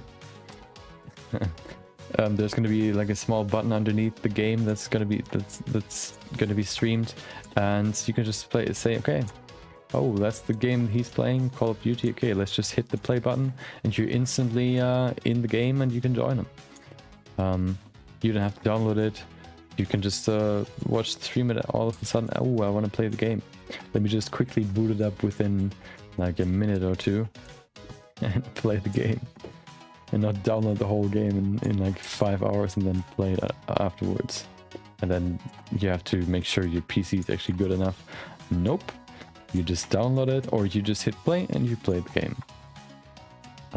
That's why I think cloud solutions are just so much more are going to be the future, just because convenience is everything, and we can see that with Alexa or self-driving cars. Of course, they not only are like more convenient, they also are more like safer.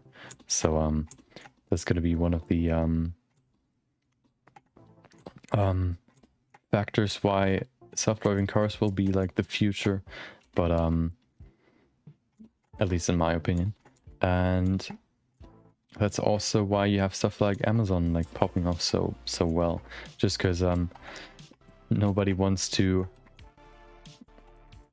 actually like go to the store and, I don't even know, like buy a book. You can just go to Amazon, what is it, Amazon like Audible, or just go to Amazon. Of course, Amazon started as a bookstore, online bookstore.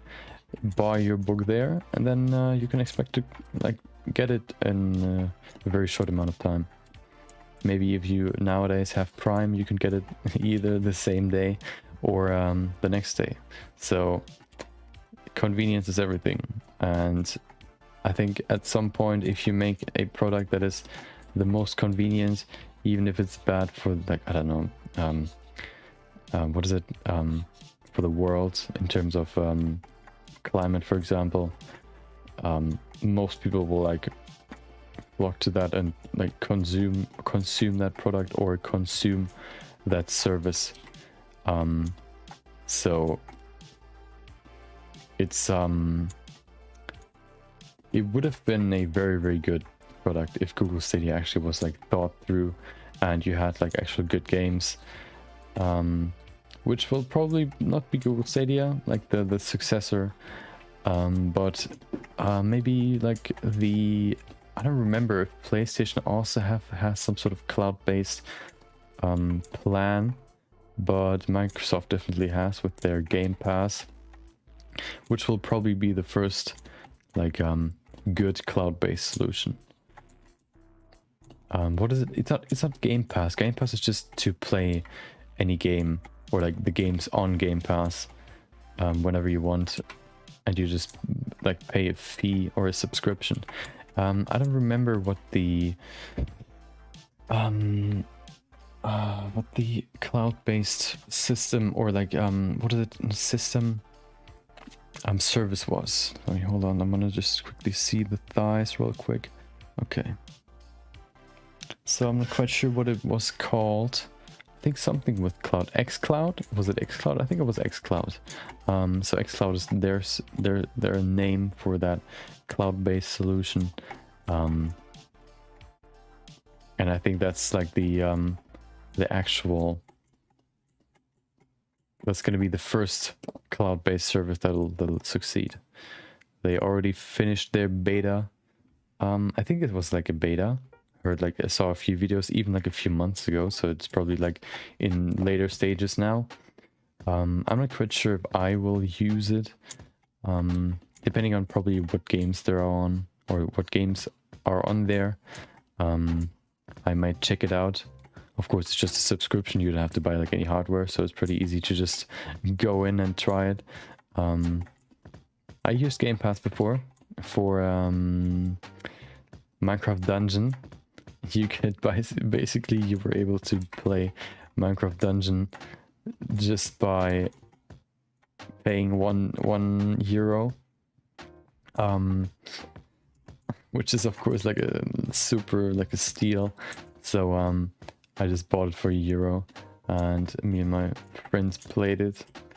Yeah, it was a pretty good deal. You can't really say no to that. Just paying in like a dollar or euro to play a game for as long as you want. Who can say no to that?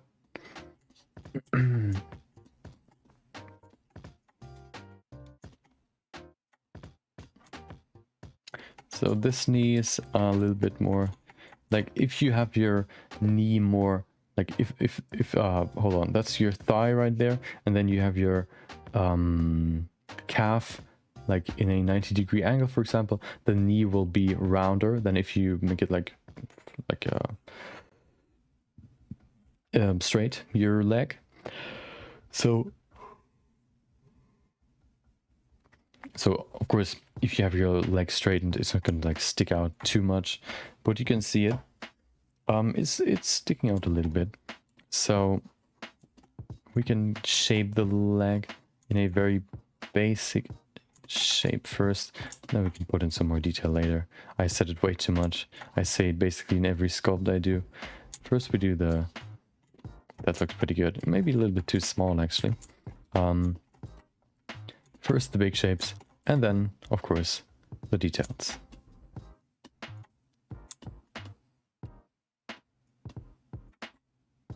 Okay, perfect. We have the knee. So now we go to the feet. Actually, should I do the arms first and then the feet and then the hands? I think I'm gonna do the feet first, because then I have like the hands and the feet will be the hardest part. So if I do the feet first and then I go to the arms, first I do like a harder task, and then I go to something more relaxing. I can relax while sculpting the arms, and then I go back to a more complex arms, hands. I think that's a good mix. So if I do the arms first, I would have like very chill time, and then at the end I would have to go through 2 phases of complex shapes. I think this way it's easier, and of course in the beginning we don't have to put in too much detail. So yeah. Sculpt mode, we make sure that we apply the scale, and then we go to sculpt mode. Perfect. So now we can round off the legs. Yep. Hold on. Of course, we need dynamic topology. 50, and there you go. Let's make the heel first. Of course, we can see one of the problems if you're drawing, that was one of my problems as well. What I did was, if you go to object mode, what I drew basically was the thigh. I never really was sure how the shape was. And then what I did was I just ended the heel like this. But of course, there's actually a heel. If you would draw like this, there's no heel. So what actually is happening is that the muscle, the tendon stops right there, basically connects to the heel, and then you have the actual foot or heel muscle at the back that goes more like this. Of course, it's a weird shape right now, but that's basically the side view of the leg. Hold on, there you go. So we go back to sculpting, and perfect. So we're gonna put in, we have to enable dynamic topology again, there you go. And then we have to put in the heel, so we need some more volume in the back. We also need to make it a little bit, what would you call it, like not as flat. Overall, the shape for the foot isn't that complex, but I think the most complex part are the toes. The hands are I don't know. I've never really found a good way to simplify the hands. Still trying to like do that. Wasn't really successful so far. I don't know. They're so confusing to me, especially like all the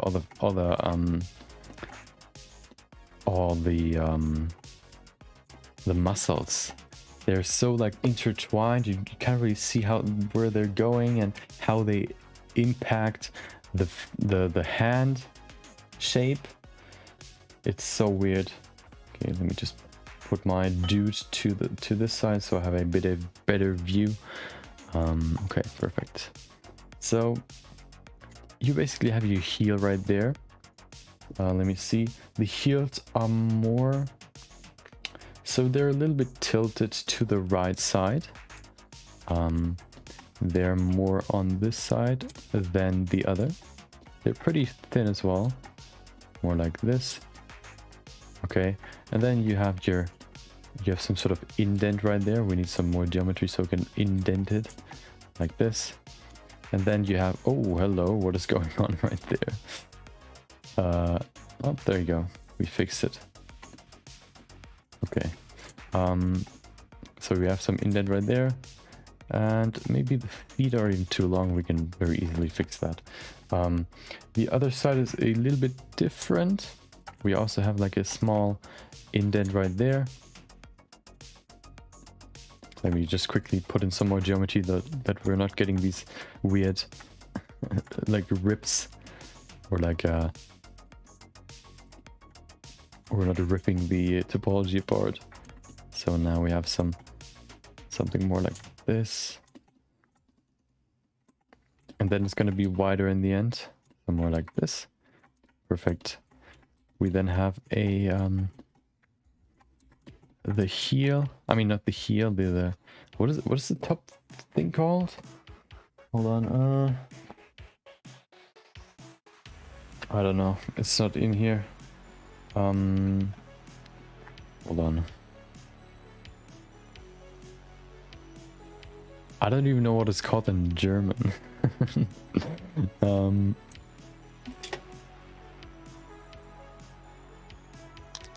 Nope, that's not the right one. What is it?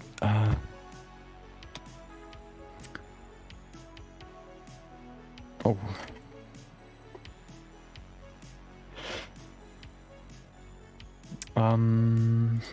Let's see.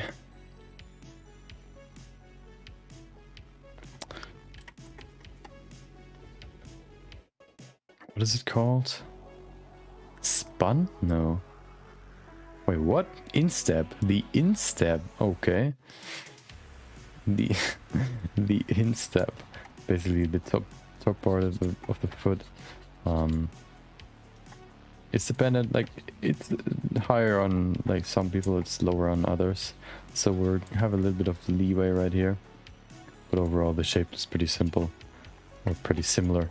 Like this, something like this. Then you have your toes. And you have like this weird shape at the back. And then you also have this weird shape right there.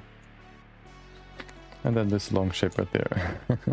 It's basically, as I recall it, the foot anatomy. It's very, very simplified.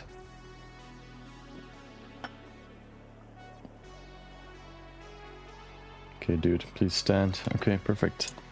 So, okay, perfect. I think we need some more volume at the back, do we?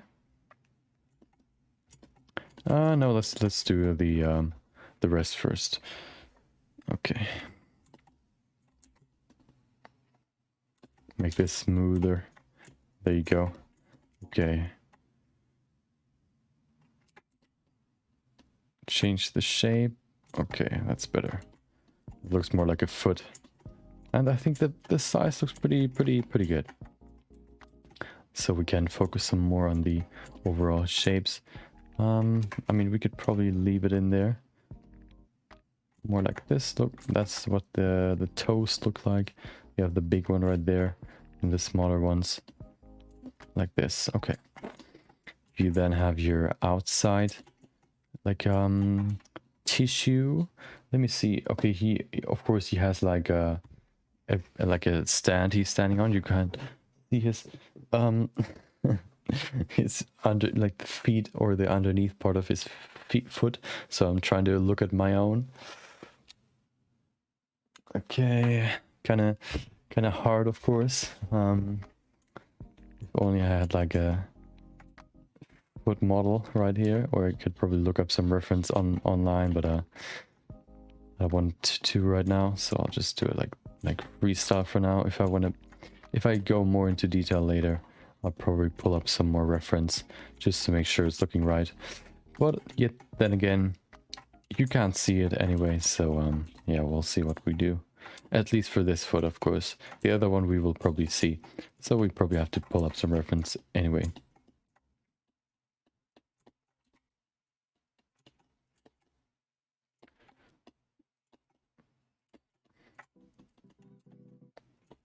Okay. The overall shape looks pretty good. The toes are pretty flat, so let's put in some more volume into them. Oh, hold on. Oh, hello. We need front faces only, so we don't pull through like both sides of the surface. Front faces only basically protects one of the sides from being affected by the actual width of the 3D cursor. So for example, if you want to sculpt in there and the cursor is basically this big, you can see the affected zone would also hit like up here, so it would not only like make this pull this more in this direction, but it would also pull this surface in the same direction. That's what you saw just there. If you enable front faces only, you can just fix that problem. It basically only takes the faces that are actually facing you into account. That's why it's called front faces only.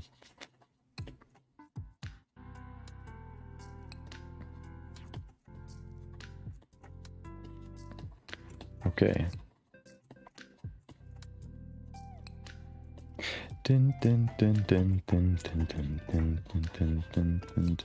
So you have this weird shape for the foot basically. Oh, let's go back to, no, we can use the mask.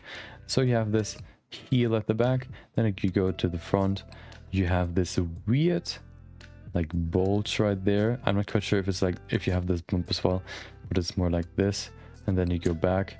That's also what you see for if somebody, I'm imagining like a scene where like a ghost is, or like someone invisible is like standing in some sort of wet surface or like wet fluid, and then you can see the steps as they walk over the ground, and that's basically the shape of the feet that you can see.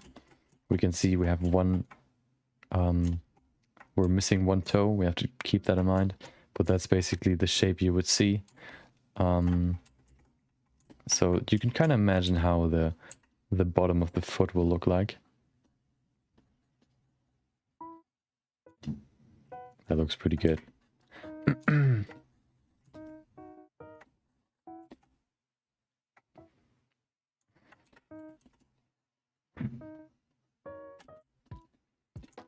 Okay.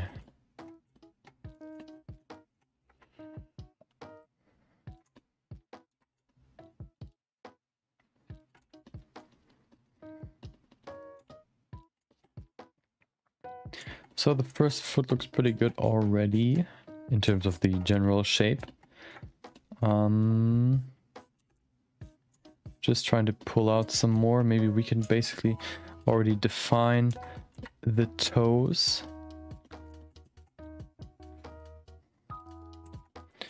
So if we think about it, we have one toe right there.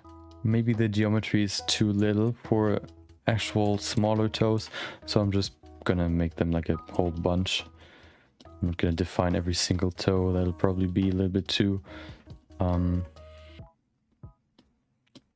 much detail for this amount of geometry. So I'll just not care, like not think about it just yet.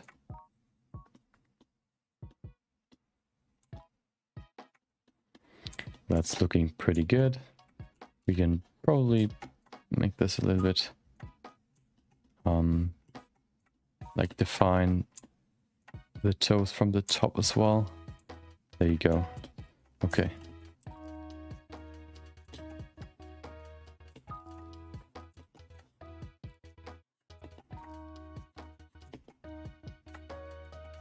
Looking pretty good so far. So that's the first foot. Pretty in a pretty simple shape, but we're just trying to look like, of course, we're trying to stay general for now. We could probably change a few more things, but I'm more interested in finishing the whole scope first before I go into more detail. So let's do that. Let's go to the other side.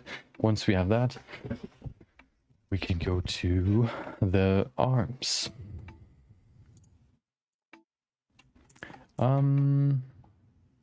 That's also the easy part about doing a base mesh first. Let me drink something real quick.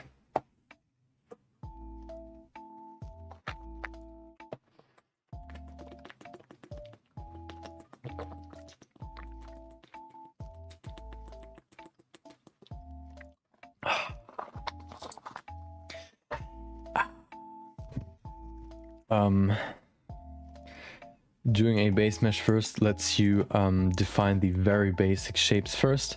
You can really see and really define the anatomy, or the anatomy basically, or the proportions very early on. This way it's just way easier to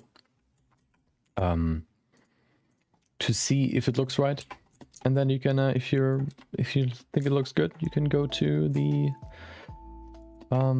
sculpting and put in some more detail, actually define the overall shape, make it look like an actual human, not like a stick figure, and then yeah, basically just go deeper and deeper.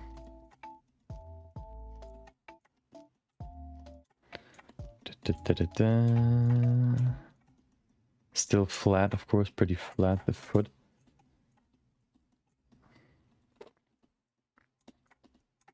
Okay.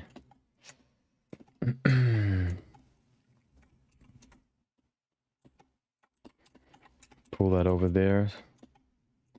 Okay, let's bring in some, what was it called again? Foot back? No, it was something. Hold on. Reverse foot? No. Instep. The good old instep. Never heard that before, I think, in my life. So that's a new word I learned today. The good old instep. You're never done learning, especially me in English. I always learn new words.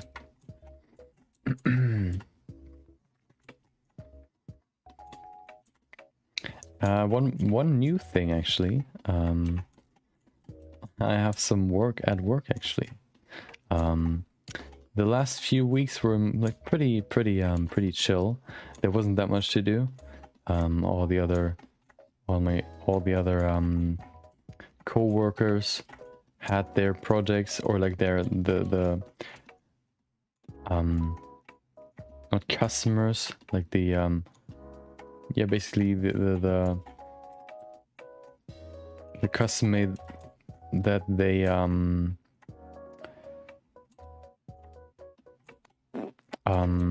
supported. Hold on, I want to see what it's called, dude.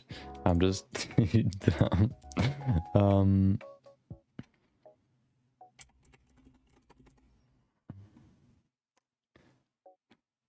hold on.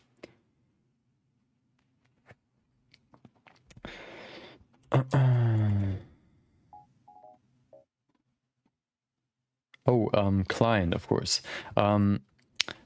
All the other co-workers had like specific clients they were like taken care of, and they basically, like, every time that client has like a job, they take care of it or do that job.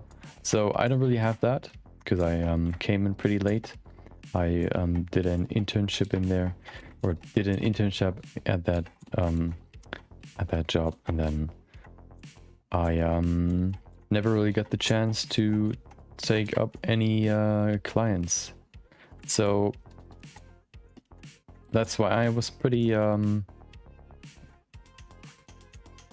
my like I didn't really have any clients I had to take care of, and there weren't really that many clients anyway that were like looking to do any like advertisement or like projects. So I was basically just doing nothing, or like doing learning some more stuff in Blender or other stuff, editing my videos while at work, because I had like literally nothing to do. So I thought, like, why not? I did that, and yeah, basically yeah,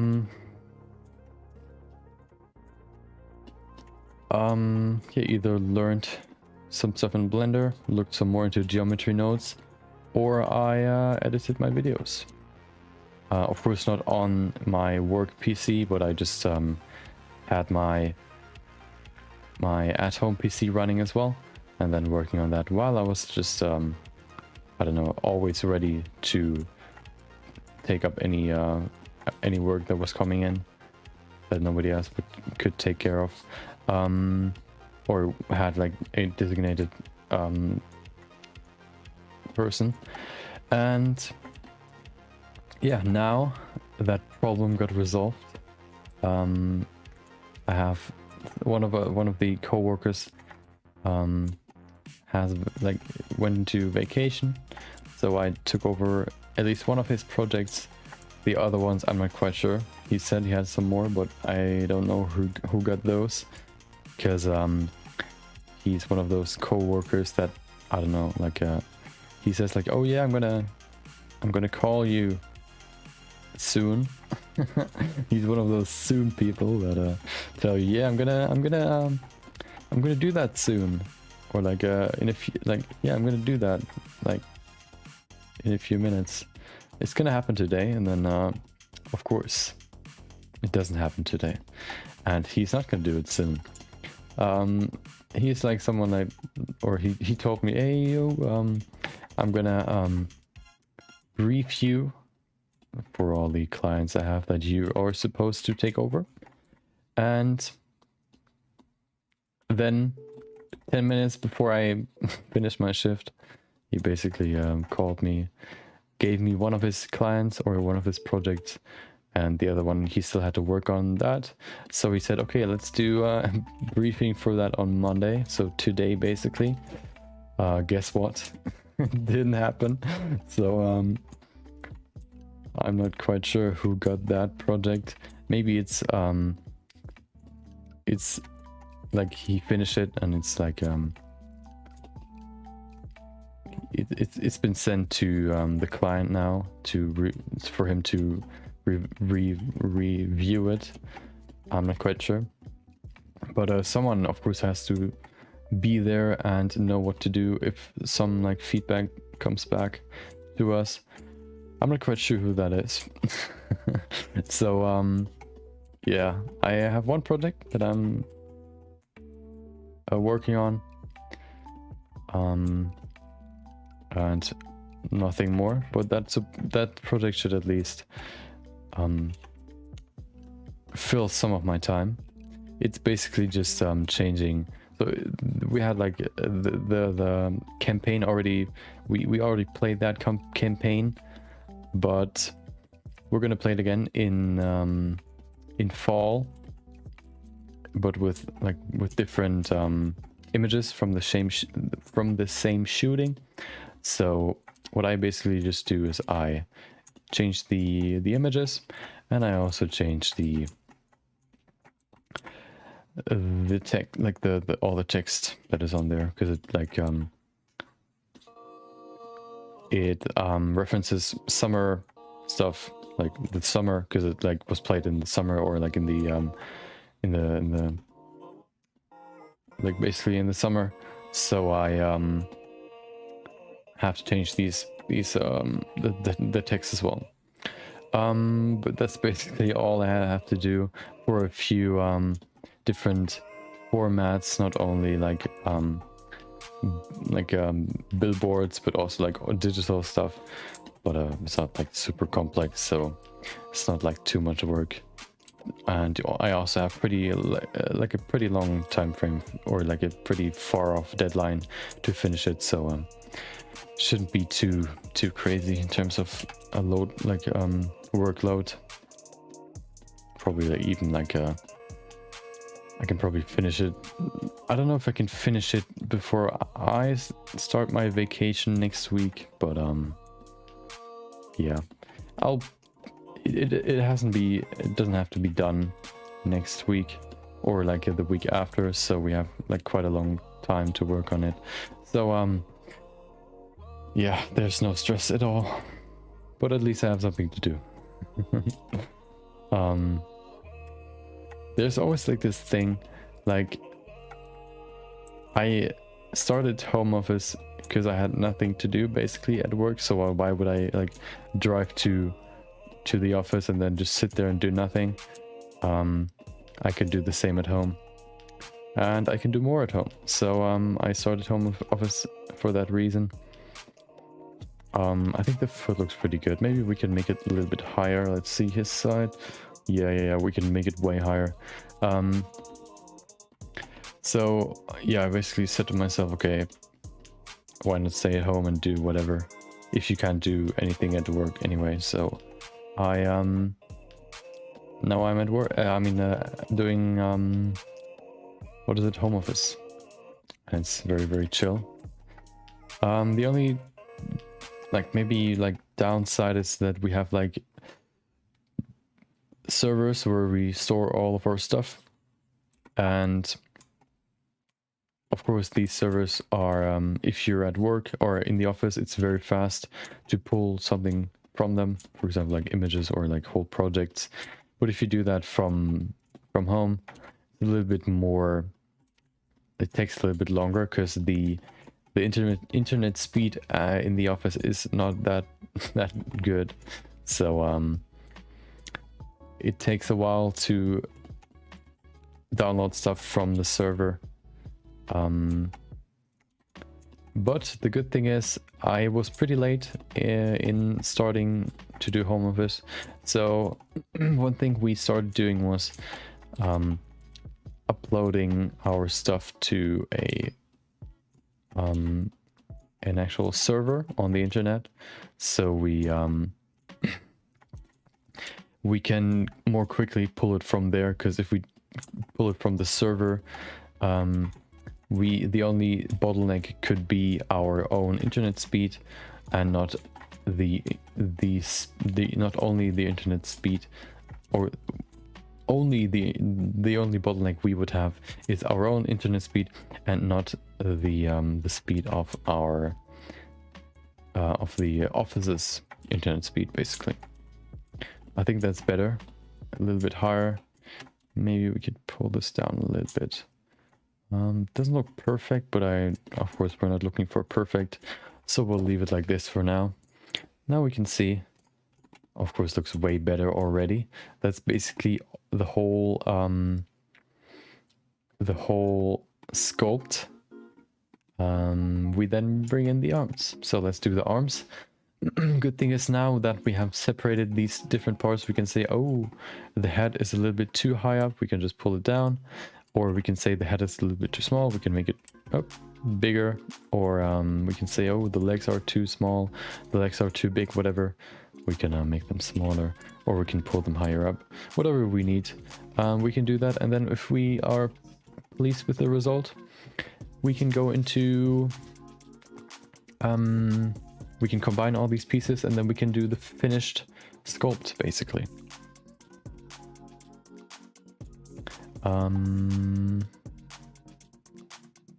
Oh, the arms, of course. Where are my arms?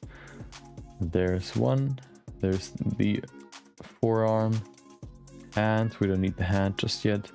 I mean, we could probably put in everything. There you go. Okay, almost everything. The other hand.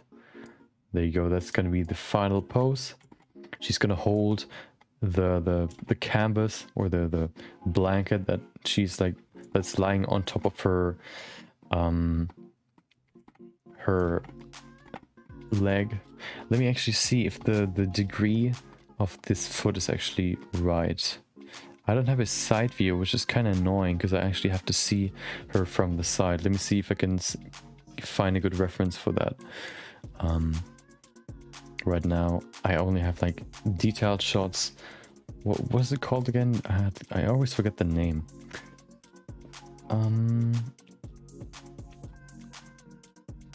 Oh, Aphrodite is her name, of course. Venus de Milo. Okay, Venus de Milo. Images. There you go.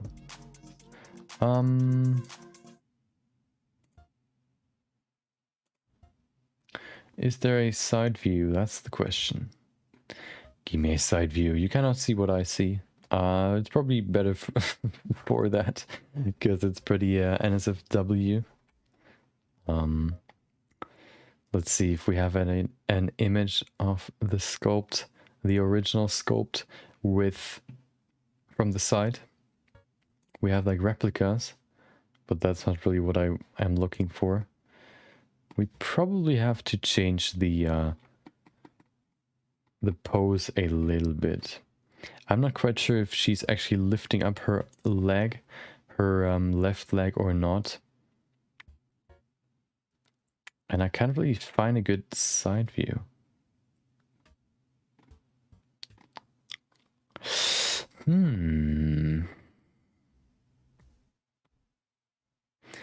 It's always just from the front, which is not really what I'm looking for.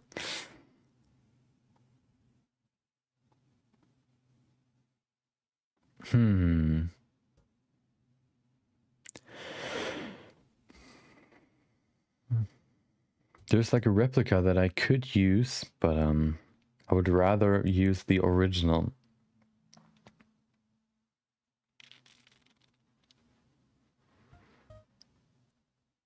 Doesn't really seem like there's a good image. This one, I don't know, man.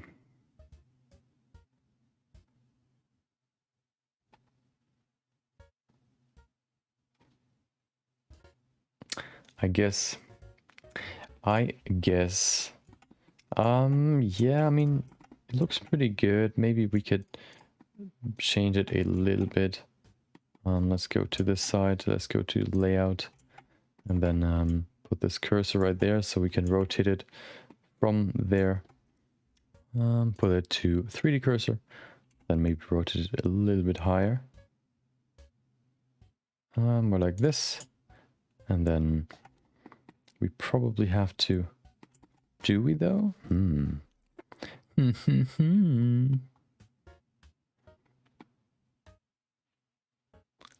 definitely have to pull down the foot. I'm not quite sure.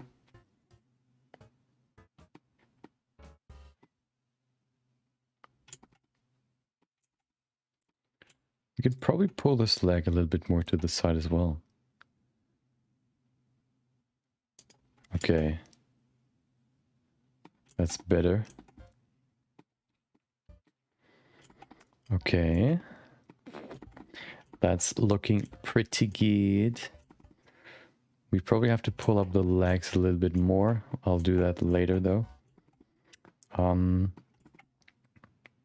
Yeah, I think we have to rotate this back a little bit. I mean, lower. More like this. I think that's better. Maybe a little bit more. So she's placing her foot on the ground. Oh, it's actually on the ground already. So let's pull it a little bit higher. And there you go. So more like this. Yeah, that's definitely better. More dramatic pose. With her leg lifted up a little bit higher. I'm not quite sure if the pose itself is perfect. So I don't really have a good side view at all, which makes it kind of hard to see.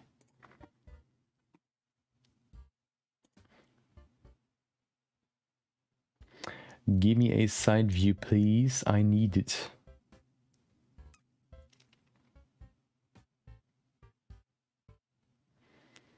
We have a back view, which doesn't really help. Please. I need a different view. Oh no.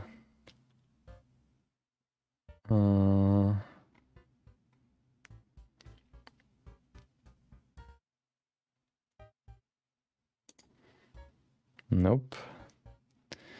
Come on, give me a good view. I just need one good view. Cannot be that hard.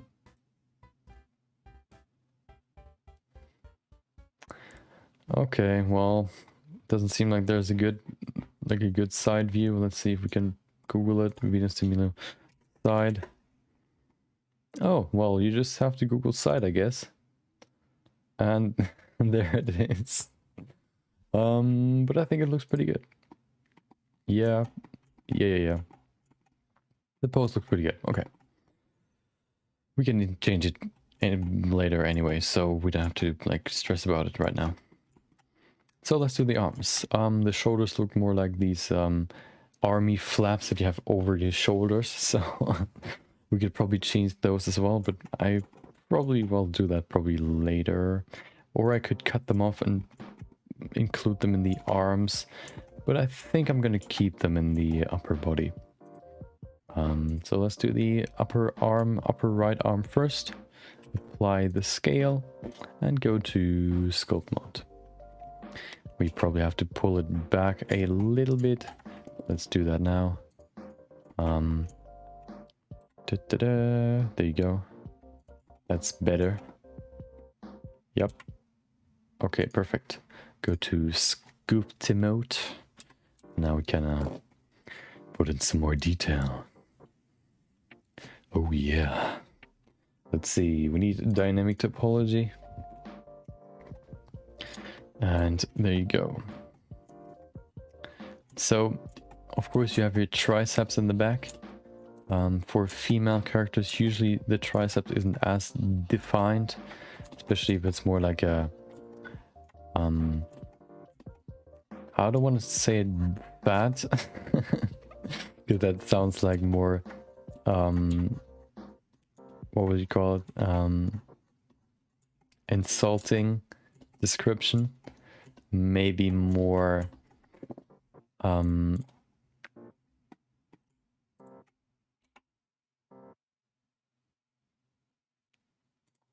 less muscular. I think that's a better way to describe it. Yeah, it definitely isn't as defined for female characters. Usually, of course, you can have muscular female characters, of course, but usually you have like pretty thin or yeah, thin arms. The arms also one of the parts that isn't that I'm not that familiar with. I'm quite familiar with the upper arm. The lower arm is the one that is so weird to me. Also part of the lower upper arm, so this part down here is a little bit confusing to me. But the biggest confusion for me is right. I can't really describe it. So when you look at your arm, you can see you have this you have this muscle that goes from here all the way up here, and then you can see it better in this view. It goes like from between the biceps and the triceps. It goes right from there and to this side. So to the left side of the arm, basically to here, like from here to here, and then to the middle of the biceps and the triceps. It's basically used for rotation. Then you look at the other side, and I don't know what's going on the other side. So you have basically multiple like arm muscles that go like all like this, but then you have like this part, and I have no idea how that really looks. If you look at the dude, like you have some sort of I don't even know if you can see it. So you can see he has like muscles just going down. That's pretty simple. But then more in here, you have this really weird just mass of muscle that is just there, and I don't really know how how I would like. I haven't really found a good way to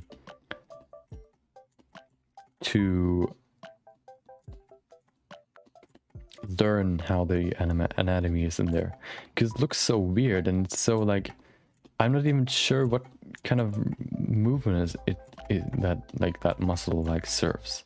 So I'm not quite sure what it's actually like what happens back there and why it looks like this. So that's probably one of the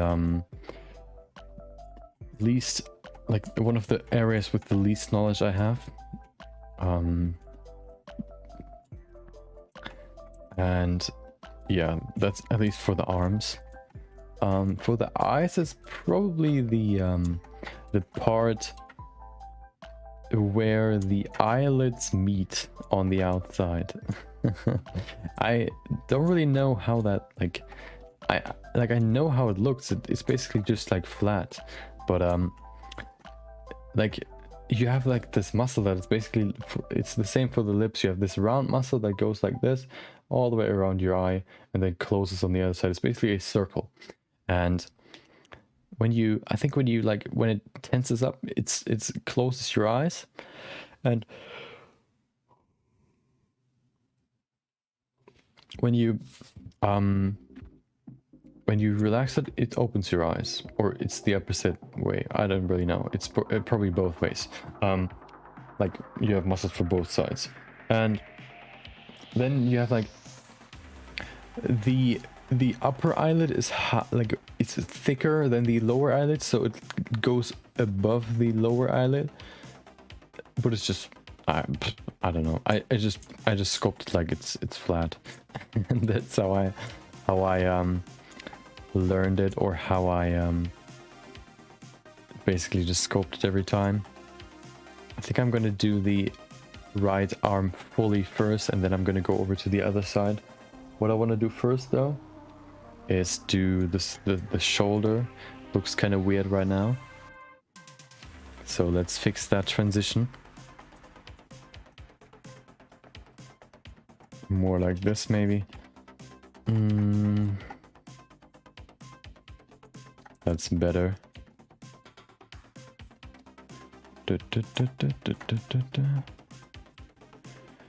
Okay, we need some more volume right there. Of course, females don't have as much muscle volume usually, of course. So I'm trying to keep that in mind.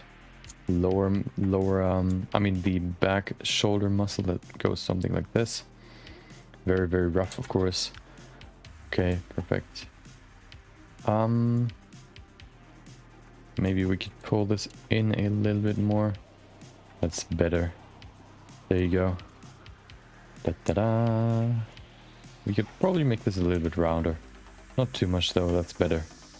We could probably pull this shoulder back a little bit as well. There you go. And you also have this bump coming from the bone right there. The I always forget what it's called. And it goes all the way back here and has this weird bump right there. Then you have your shoulder muscles that go all around it. Like this.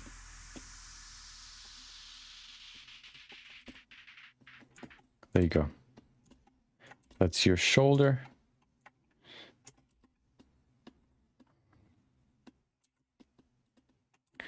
Yeah, that's the first shoulder. Let's do the lower arm now, including the elbow. Oh, we should save.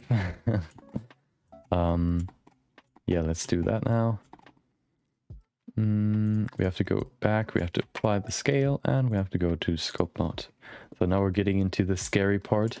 The anatomy I'm not quite so familiar with, or I'm not as sure. So let's do the elbow first.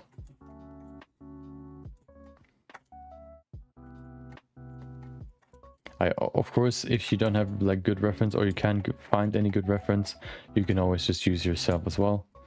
That's probably the easiest reference you can look for. That's also why I have this mirror. Hold on. Okay, I have this mirror.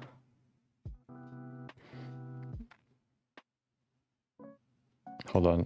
Hello. Can you see me? Let's see if you can actually see me. No, the mirror is right there.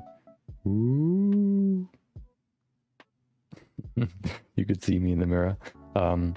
That's the mirror I just recently bought for if I ever need like a actual like a face reference, or I can just use my own face.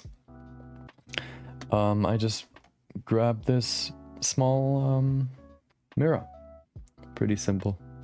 I don't have to look like a long time for some good reference. I just use my own face, if it's appropriate. Of course, if I need, I don't know, like how a female face looks. I don't know if my face is really like that helpful then. So then you have your, you have like this weird muscle right there, and then you also have one on the other side. Then you have your big elbow muscle. I am not muscle bone, I mean. It goes more like this.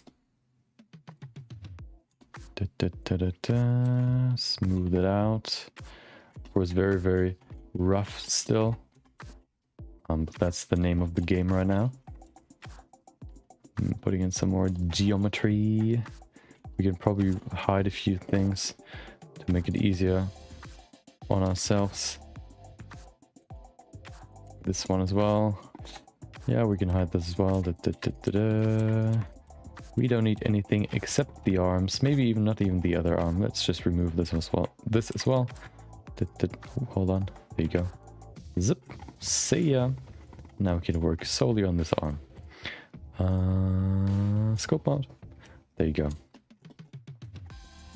So of course we can see we should see some bulking up right there. Like if you for example right here, if you move your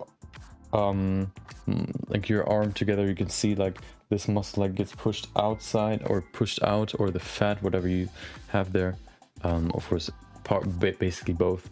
It gets squished together and then like pressed out in this direction. That's what I want to put in right now.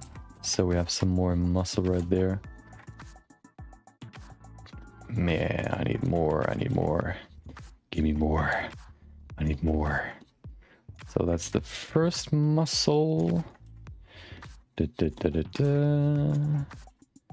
Okay.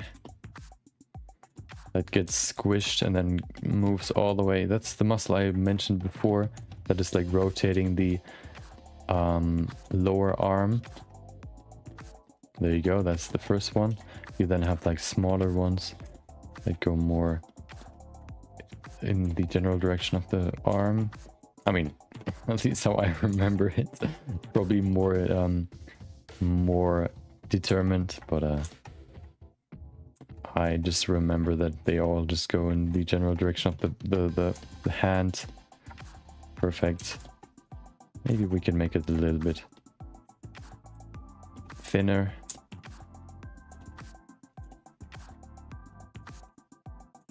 Okay, the ankle of the hand is I think a little bit wider than the overall arm, so that's what I tried to put in there right now. Looks pretty good. Okay, so we have a pretty good base shape. but of course we can put in a little bit more detail at least to make it look more like an arm actually. Of course, this will be a mechanical arm, so we can kind of remove the overall shape from actual like correct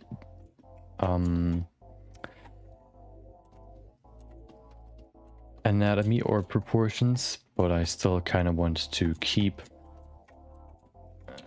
the mechanical part close to human proportions as well, or human anatomy. So I'm not trying to make some sort of like crab arm or something else. So I try to keep it pretty close to human reference. Of course, it's supposed to replace an actual arm, so you can't really go ham with some sort of like weird shapes or weird I don't really know, like a, yeah, just overall like different stuff you add to the arm will probably just look weird in the end. So why don't you just stick to the overall anatomy of an arm? This way it'll look natural and it'll serve its purpose. Not only in looking like an arm, but also acting or working like an arm, or be able to work like an arm. If you make some sort of like weird, if you make this like, oh, the arm should like have this weird S shape, then you can't really be quite sure if the arm will actually be able to do the same stuff an actual like real arm could do. So then you have this weird like muscle down here as well. That's what I mentioned before, and it just somehow transitions between the lower arm and the upper arm. I'm not quite sure how, but it does. So we have to put it in as well. It looks something like this. That's the first arm. The hand I'm gonna do later. I'm gonna do the other arm first. So we have the first arm right there. Looks pretty okay, I think. Looking at my own arm right now. Let's see. Hold on. Don't I have an image? Okay, I have a good reference for this. We can probably pull this lower.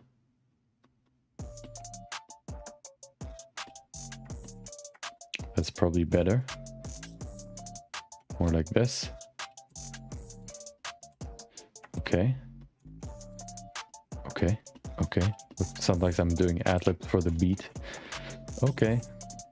Uh-huh. All right. Skirt. I don't want to go get too ghetto, so I'll just leave it.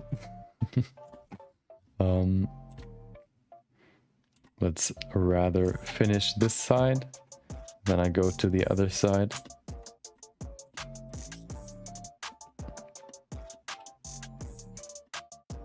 Okay, most important part about art.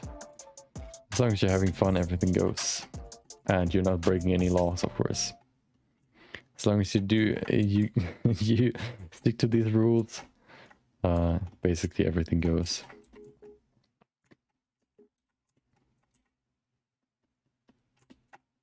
Okay, that looks pretty good. We'll just leave it like this for now. We can put in some more detail later. Now let's put in an ankle actually. So what I saw was that this side of the ankle is actually more protruding out of the arm than the other side. So it doesn't matter how you rotate your arm, it'll always stick out more. So that's one thing I just today realized. That's one of the actual like ways you learn anatomy, just looking at stuff, like, or overall just any art stuff. You just look at stuff. You, for example, you have these weird lines or these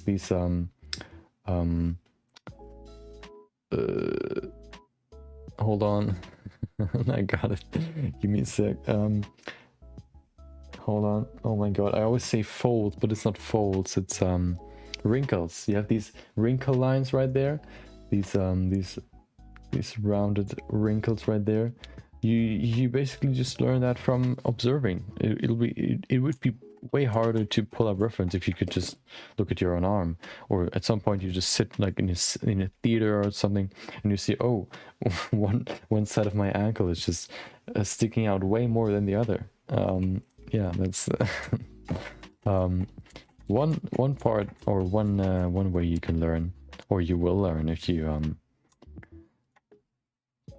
if you do stuff like art, sculpting, or whatever.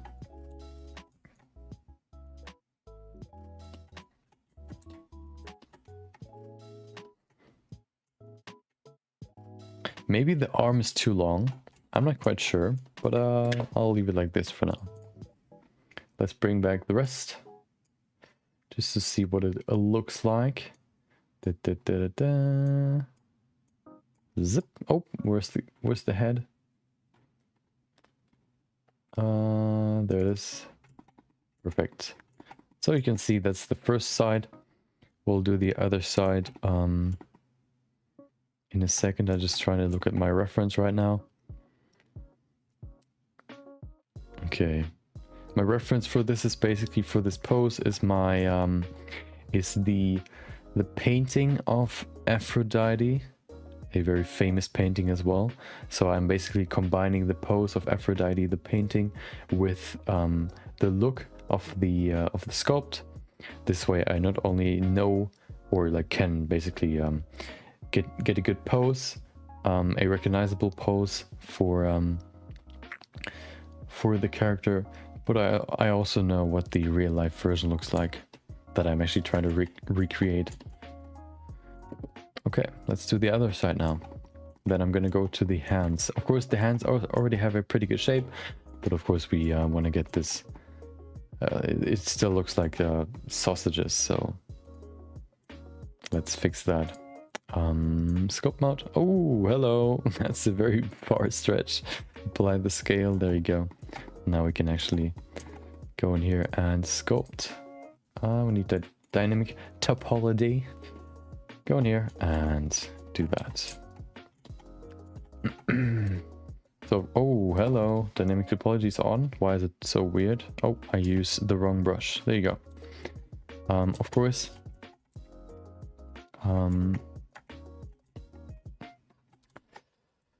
First thing first, we need more geometry to actually be able to sculpt. That's why we used in a dynamic topology. So we can bring in some more geometry.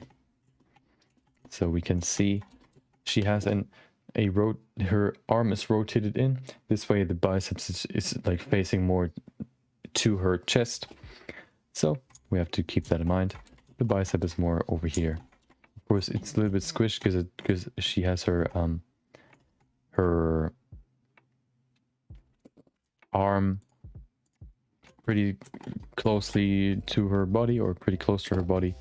We have to keep that in mind. I had this weird sound just a second ago, as if like someone was twisting my headphone cord, my headphone cord, which was kind of weird. I've never heard that before. Yeah.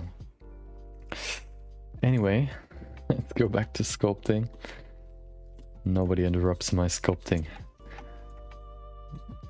I will finish this one way or another. I think like if we so we basically finished the sculpt today. Tomorrow we will probably do the hands, and then probably go into more detail, maybe even combine the different parts. And then the next step would be to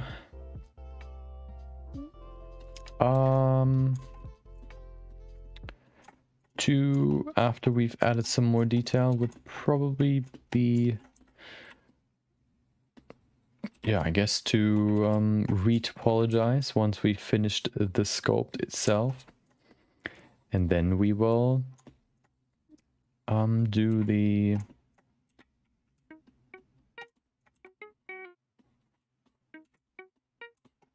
retopology.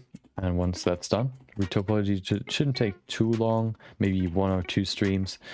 It's a boring process, but it has to be done to get good topology, to be able to make good custom textures. Once that's done, we can do texturing. And yeah, that's basically all. Of course, we have to do lighting and post-production, but that shouldn't take too long. The main aspects, or the main things that take a long time, are shading, texturing, and sculpting itself. The rest is like maybe like 1 or 2 streams. We already worked on the sculpt now for like 2 or 3 streams, just because it takes a long time, and it's of course the main part of the whole sculpt.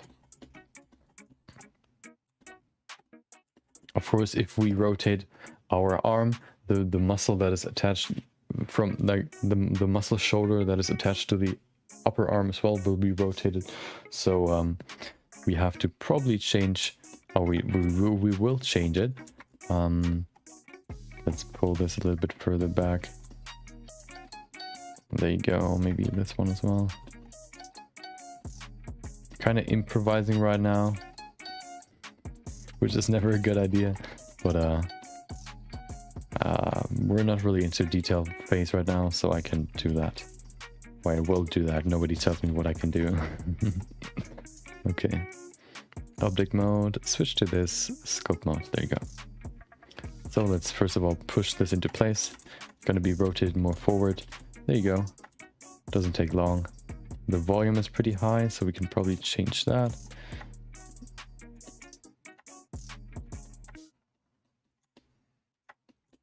That's looking pretty good. Maybe shrink it down, smooth it. That's looking pretty good. Okay, perfect. So we have the other side as well. In terms of shoulders, let's do the lower arm, and once that's done, that's probably going to be it for today. Apply the scale, scope mode. So let's finish it off with the lower arm, the second lower arm, and then we'll do the hands tomorrow. Probably define or refine the shapes as well tomorrow. And then yeah, as I said before, all the other stuff. We're not there yet, so we won't bother thinking about it. Oh.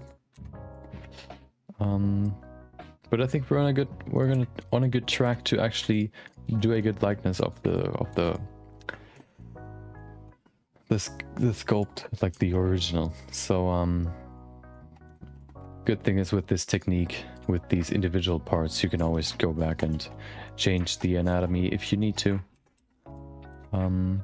So for example, I think we're gonna pull up the arms a little bit higher. Not the arms, I mean the legs a little bit higher. I think they're pretty low right now.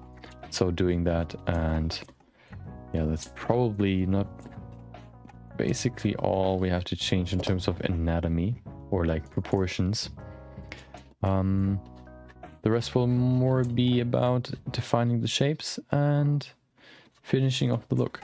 Of course, we will, oh yeah, of course, we will do the prosthetics, or the mechanical arm part. We'll probably add stuff like I want to make them kind of detailed. So of course they're supposed to be pretty like soft, or like aesthetically like what would you call it, like aesthetically pleasing sounds so weird. It's more like hold on, I'm looking wrong at this. I think I have to pull this one more to the side and more lower. Oh, hold on. I don't want to lose volume. I want to bring it down here. That's better. It's more... Wait, what was I talking about? It's that's definitely better. It's one of the things, like the prosthetics will be more detailed. I want to bring in some, like, maybe you can see a few cables, not too many. But that's especially one of the things I will like model actually model in real like cables and all that jazz. I'm not going to sculpt that part because it's going to be hard surface, and I think hard surface will be easier to just model technically rather than, or like, yeah, do it like hard surface modeling rather than sculpting it first and then putting in some detail later. I mean, retopologizing it as well. I think it's easier to just hard surface model it. So that's what I'm gonna do. I've never really done hard surface modeling, so that'll be interesting to see how that turns out. Oh my god, my arm is itching. Okay.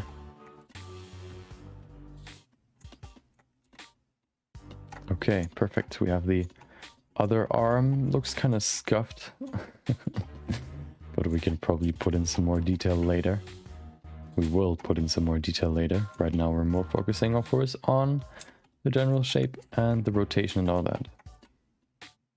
We have to remember this part doesn't rotate of the lower arm, only the outside. That's what I forgot and had to push around and make it look better. That's why I did that.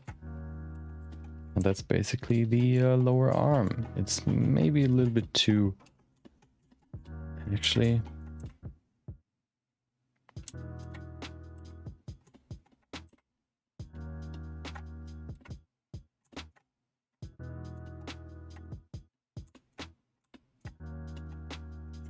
Yeah, I mean, it looks pretty okay for the beginning. So we can probably leave it like this for now. Only for now.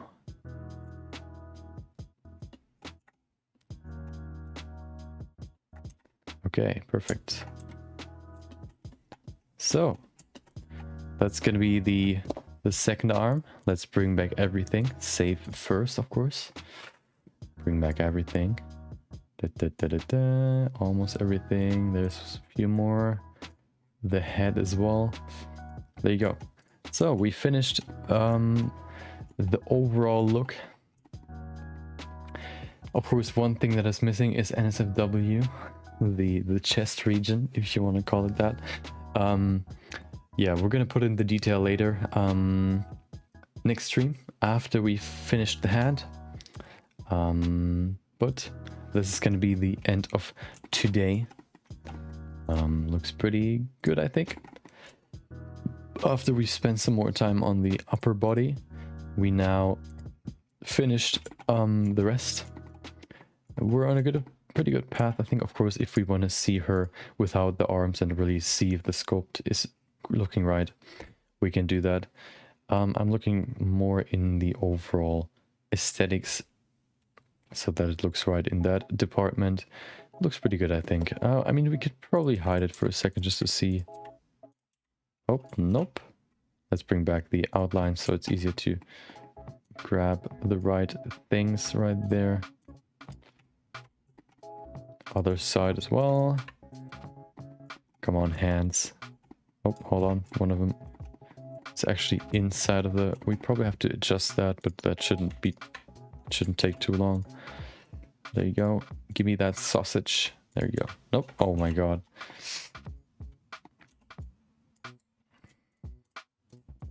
Hide. Hide, hide, hide. There you go. And there you go. Okay. Of course, we are still missing the blanket or whatever you want to call it, so it's not that easy to see. But I think we're on a good path, and of course we can still change it. We're in a pretty rough spot. I mean, in a pretty rough stage, so we can still change a lot of stuff. Let's bring back all the pieces just so we can see all of them. And that's gonna be it for today. The final result. Yeah. It was fun, of course. It's always nice to start a new project, and like the beginning is for me always the most fun part. Maybe like the beginning, then the middle part is kind of meh, and then the end with adding more details and really defining the shapes is also pretty fun. So we finished basically the most fun part. Now we're getting into I think it's still pretty, yeah, I'm not quite sure. Next part will be fun, adding the hands, then getting into a little bit more detail, defining the shapes a little bit more, maybe combining them even. And yeah, that's gonna be the plan for the next few days. Hope you enjoyed today. Maybe you learned something, maybe hopefully you had fun. Maybe hopefully you enjoy the rest of your day. Thank you for watching. Thank you maybe only for listening, if you've just listened. Yeah, I saved. We're gonna continue with this tomorrow, of course, as I said before. So until then, hopefully you enjoyed. Thank you for coming by. And yeah, maybe I'll see you later. Maybe I'll see you tomorrow even. Maybe not. Doesn't matter. Thank you for joining. And yeah, have a good evening or whatever time of day it is. So until then, take care.